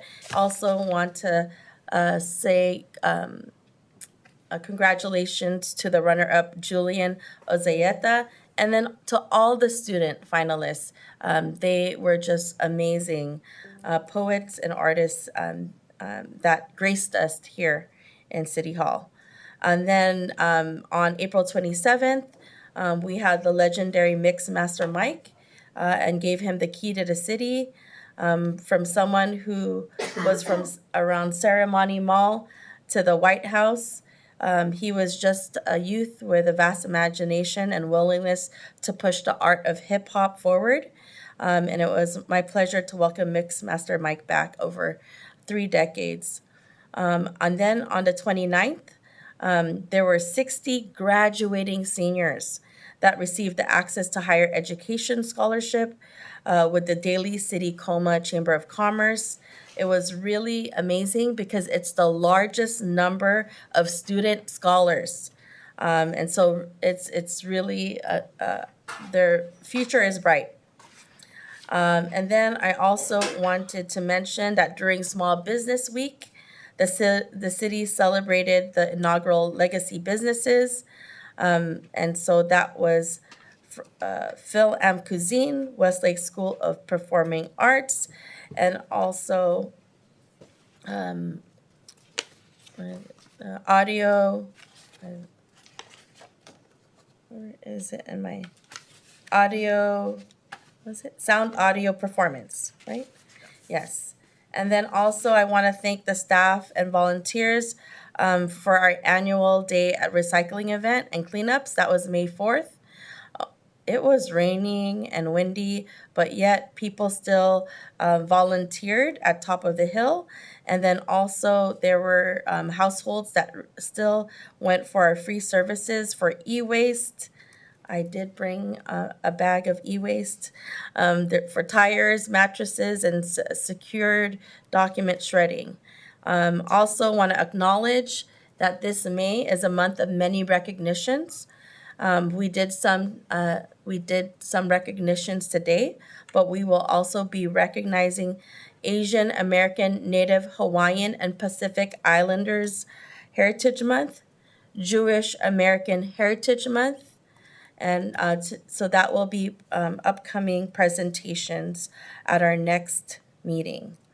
Also this month, we have Assemblymember Phil Ting's Budget Town Hall this Thursday on May 16 at 5 p.m., where all members from his Assembly District 19, which Daly City is a part of, and it will be, everyone is welcome to join. On May 19th, just this Saturday, Shine Family Day with Pacific Islanders together in collaboration.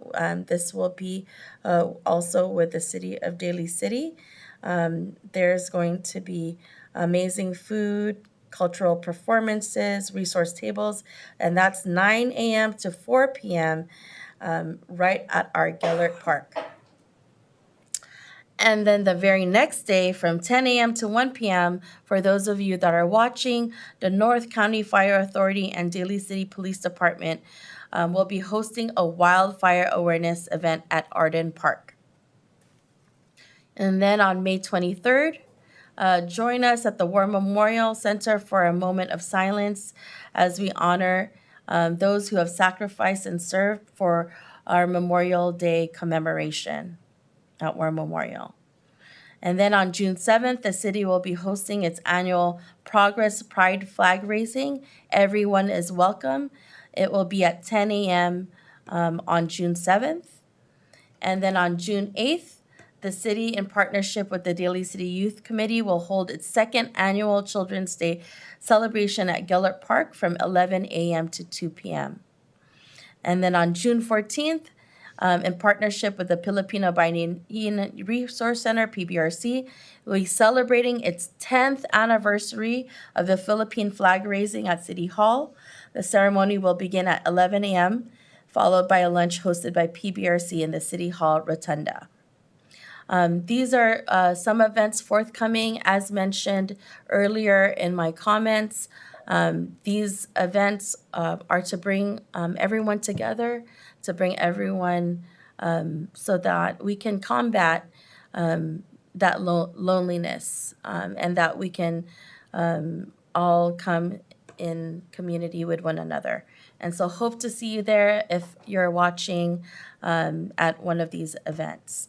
Also wanted to let everyone know that very recently I joined a training called When Everyone Leads. And there were some San Mateo County leaders that were there, Sheriff Christina Corpus, as well as Mayor James Coleman, as well as Council Member Beer from Pacifica, to name a few. But it was really an opportunity to learn about ways as council members or leaders in San Mateo County around this type of leadership when you talk about open leadership, collaborative leadership. And the title of the book that we read is When Everyone Leads. Also joined and stopped by an event at Cow Palace called Just Between Friends wellness event. It was actually really wonderful because it was helping families resell their their children's clothing, kids' items that are not necessarily heavily used. And at the same time, the cost of living has increased tremendously around food. And so other parents are able to buy these items at a cheaper rate. And it was just wonderful because we did have our representatives from Daly City Police and our representatives from our firefighters that were there at that event. And then also at that event afterwards, I think I'll save the rest for next time. There's so much. I need water because there's so many. I was like, I don't know, there's so many more events, but I will share with all of you. I think recently we did the senior event, the Health and Wellness Fair at Dolger, which was really well attended. Congratulations to the recreation staff and all the departments that support that event for our older adults and seniors. Our age-friendly task force was there, Phyllis Rizzi, to get more information around our action plan. But it was really wonderful to see all the resource tables there at our wellness fair at the Pacelli Gym. I will also remind folks that on actually tomorrow, just around the corner, the Arts and Culture Commission will be opening an art exhibit. So it's another round of art in our community by Chris Gray. So please join. It's welcome to everyone at 6 p.m. To 8 p.m. tomorrow evening. Hope to see you there. Okay, I'll finish the rest next time. I just want to piggyback off of the Small Business Commission and the Legacy Business Ceremony. It was the first of its inaugural celebration. I just want to give a big shout out to the staff, the Small Business Commission, Daly City, Coma, Chamber of Commerce for putting together an amazing event. Thank you, Vice Mayor. And that was just a wonderful performance from your daughter and showcasing what Westlake School of Performing Arts talent is. And it was just really great to see her do that for the community. So thank you. And go ahead, Councilmember DiGiovanni. In the interest of time, I'll just say a couple that, again, the legacy that you mentioned, legacy event, mayor, vice mayor, that we all attended was the Small Business Commission was great, and the senior wellness event was really great. Fire recreation, they did a fantastic job as usual, and for the resources and to the people that attended, all the vendors. And I think that we all attended, well, most, the mayor, I think she also attended the Jefferson Elementary School District, gave out Student of the Year awards. So that was also very rewarding, as well as those scholarships that were given out from prior. And I'll save the rest for later in the interest of time, because our staff has to stay so late tonight. apologies to our staff. Okay, thank you very much. Thank you. Yeah. Thank you. Any other city council reports? Seeing none, we're gonna move on to staff. Yeah, through the chair, there's just one item we have to share with you. Take a look at the screen. We put it up on the screen. There we go. For the month of mental health awareness, the City Hall will be lit up for the entire month. So when you go by City Hall in honor of mental health awareness, it'll be green for the rest of the month. That's So beautiful. That's great. that was really earlier tonight. great. It hadn't gotten dark Good yet. job, Don. There you go. Oh, I think that's the first time I've seen like up lighting at City Hall like that. I mean, Yeah, worked with Public Works to install the lighting last week. Looks great. wonderful job, Director Chu. I Looks think great. What a great photo. Yeah, that looks. I mean, wow. Is that our City Hall? Oh, thank you so much. Yes, mental health awareness. That's all I have for tonight. Thank you. Thank you for sharing that. That's wonderful. That's great. And now we're moving on to our adjourn in memory.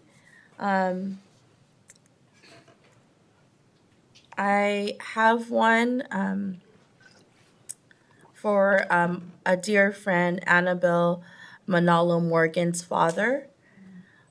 His name is Arturo Manalo.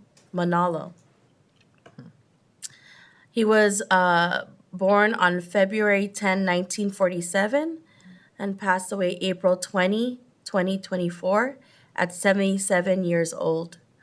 Born in Balisong, Philippines, a doctoral education in civil engineering at Mapua University, and migrated to Canada in 1970 or 1971.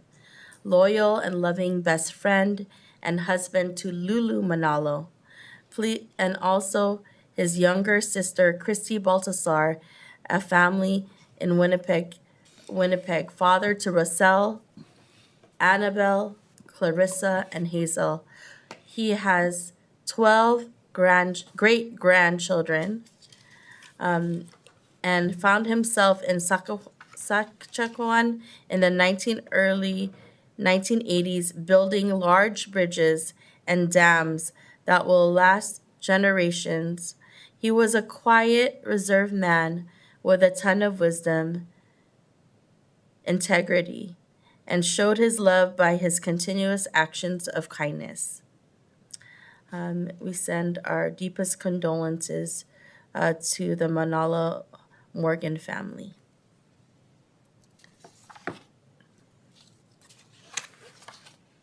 And with that, may we adjourn in memory and have a moment of silence.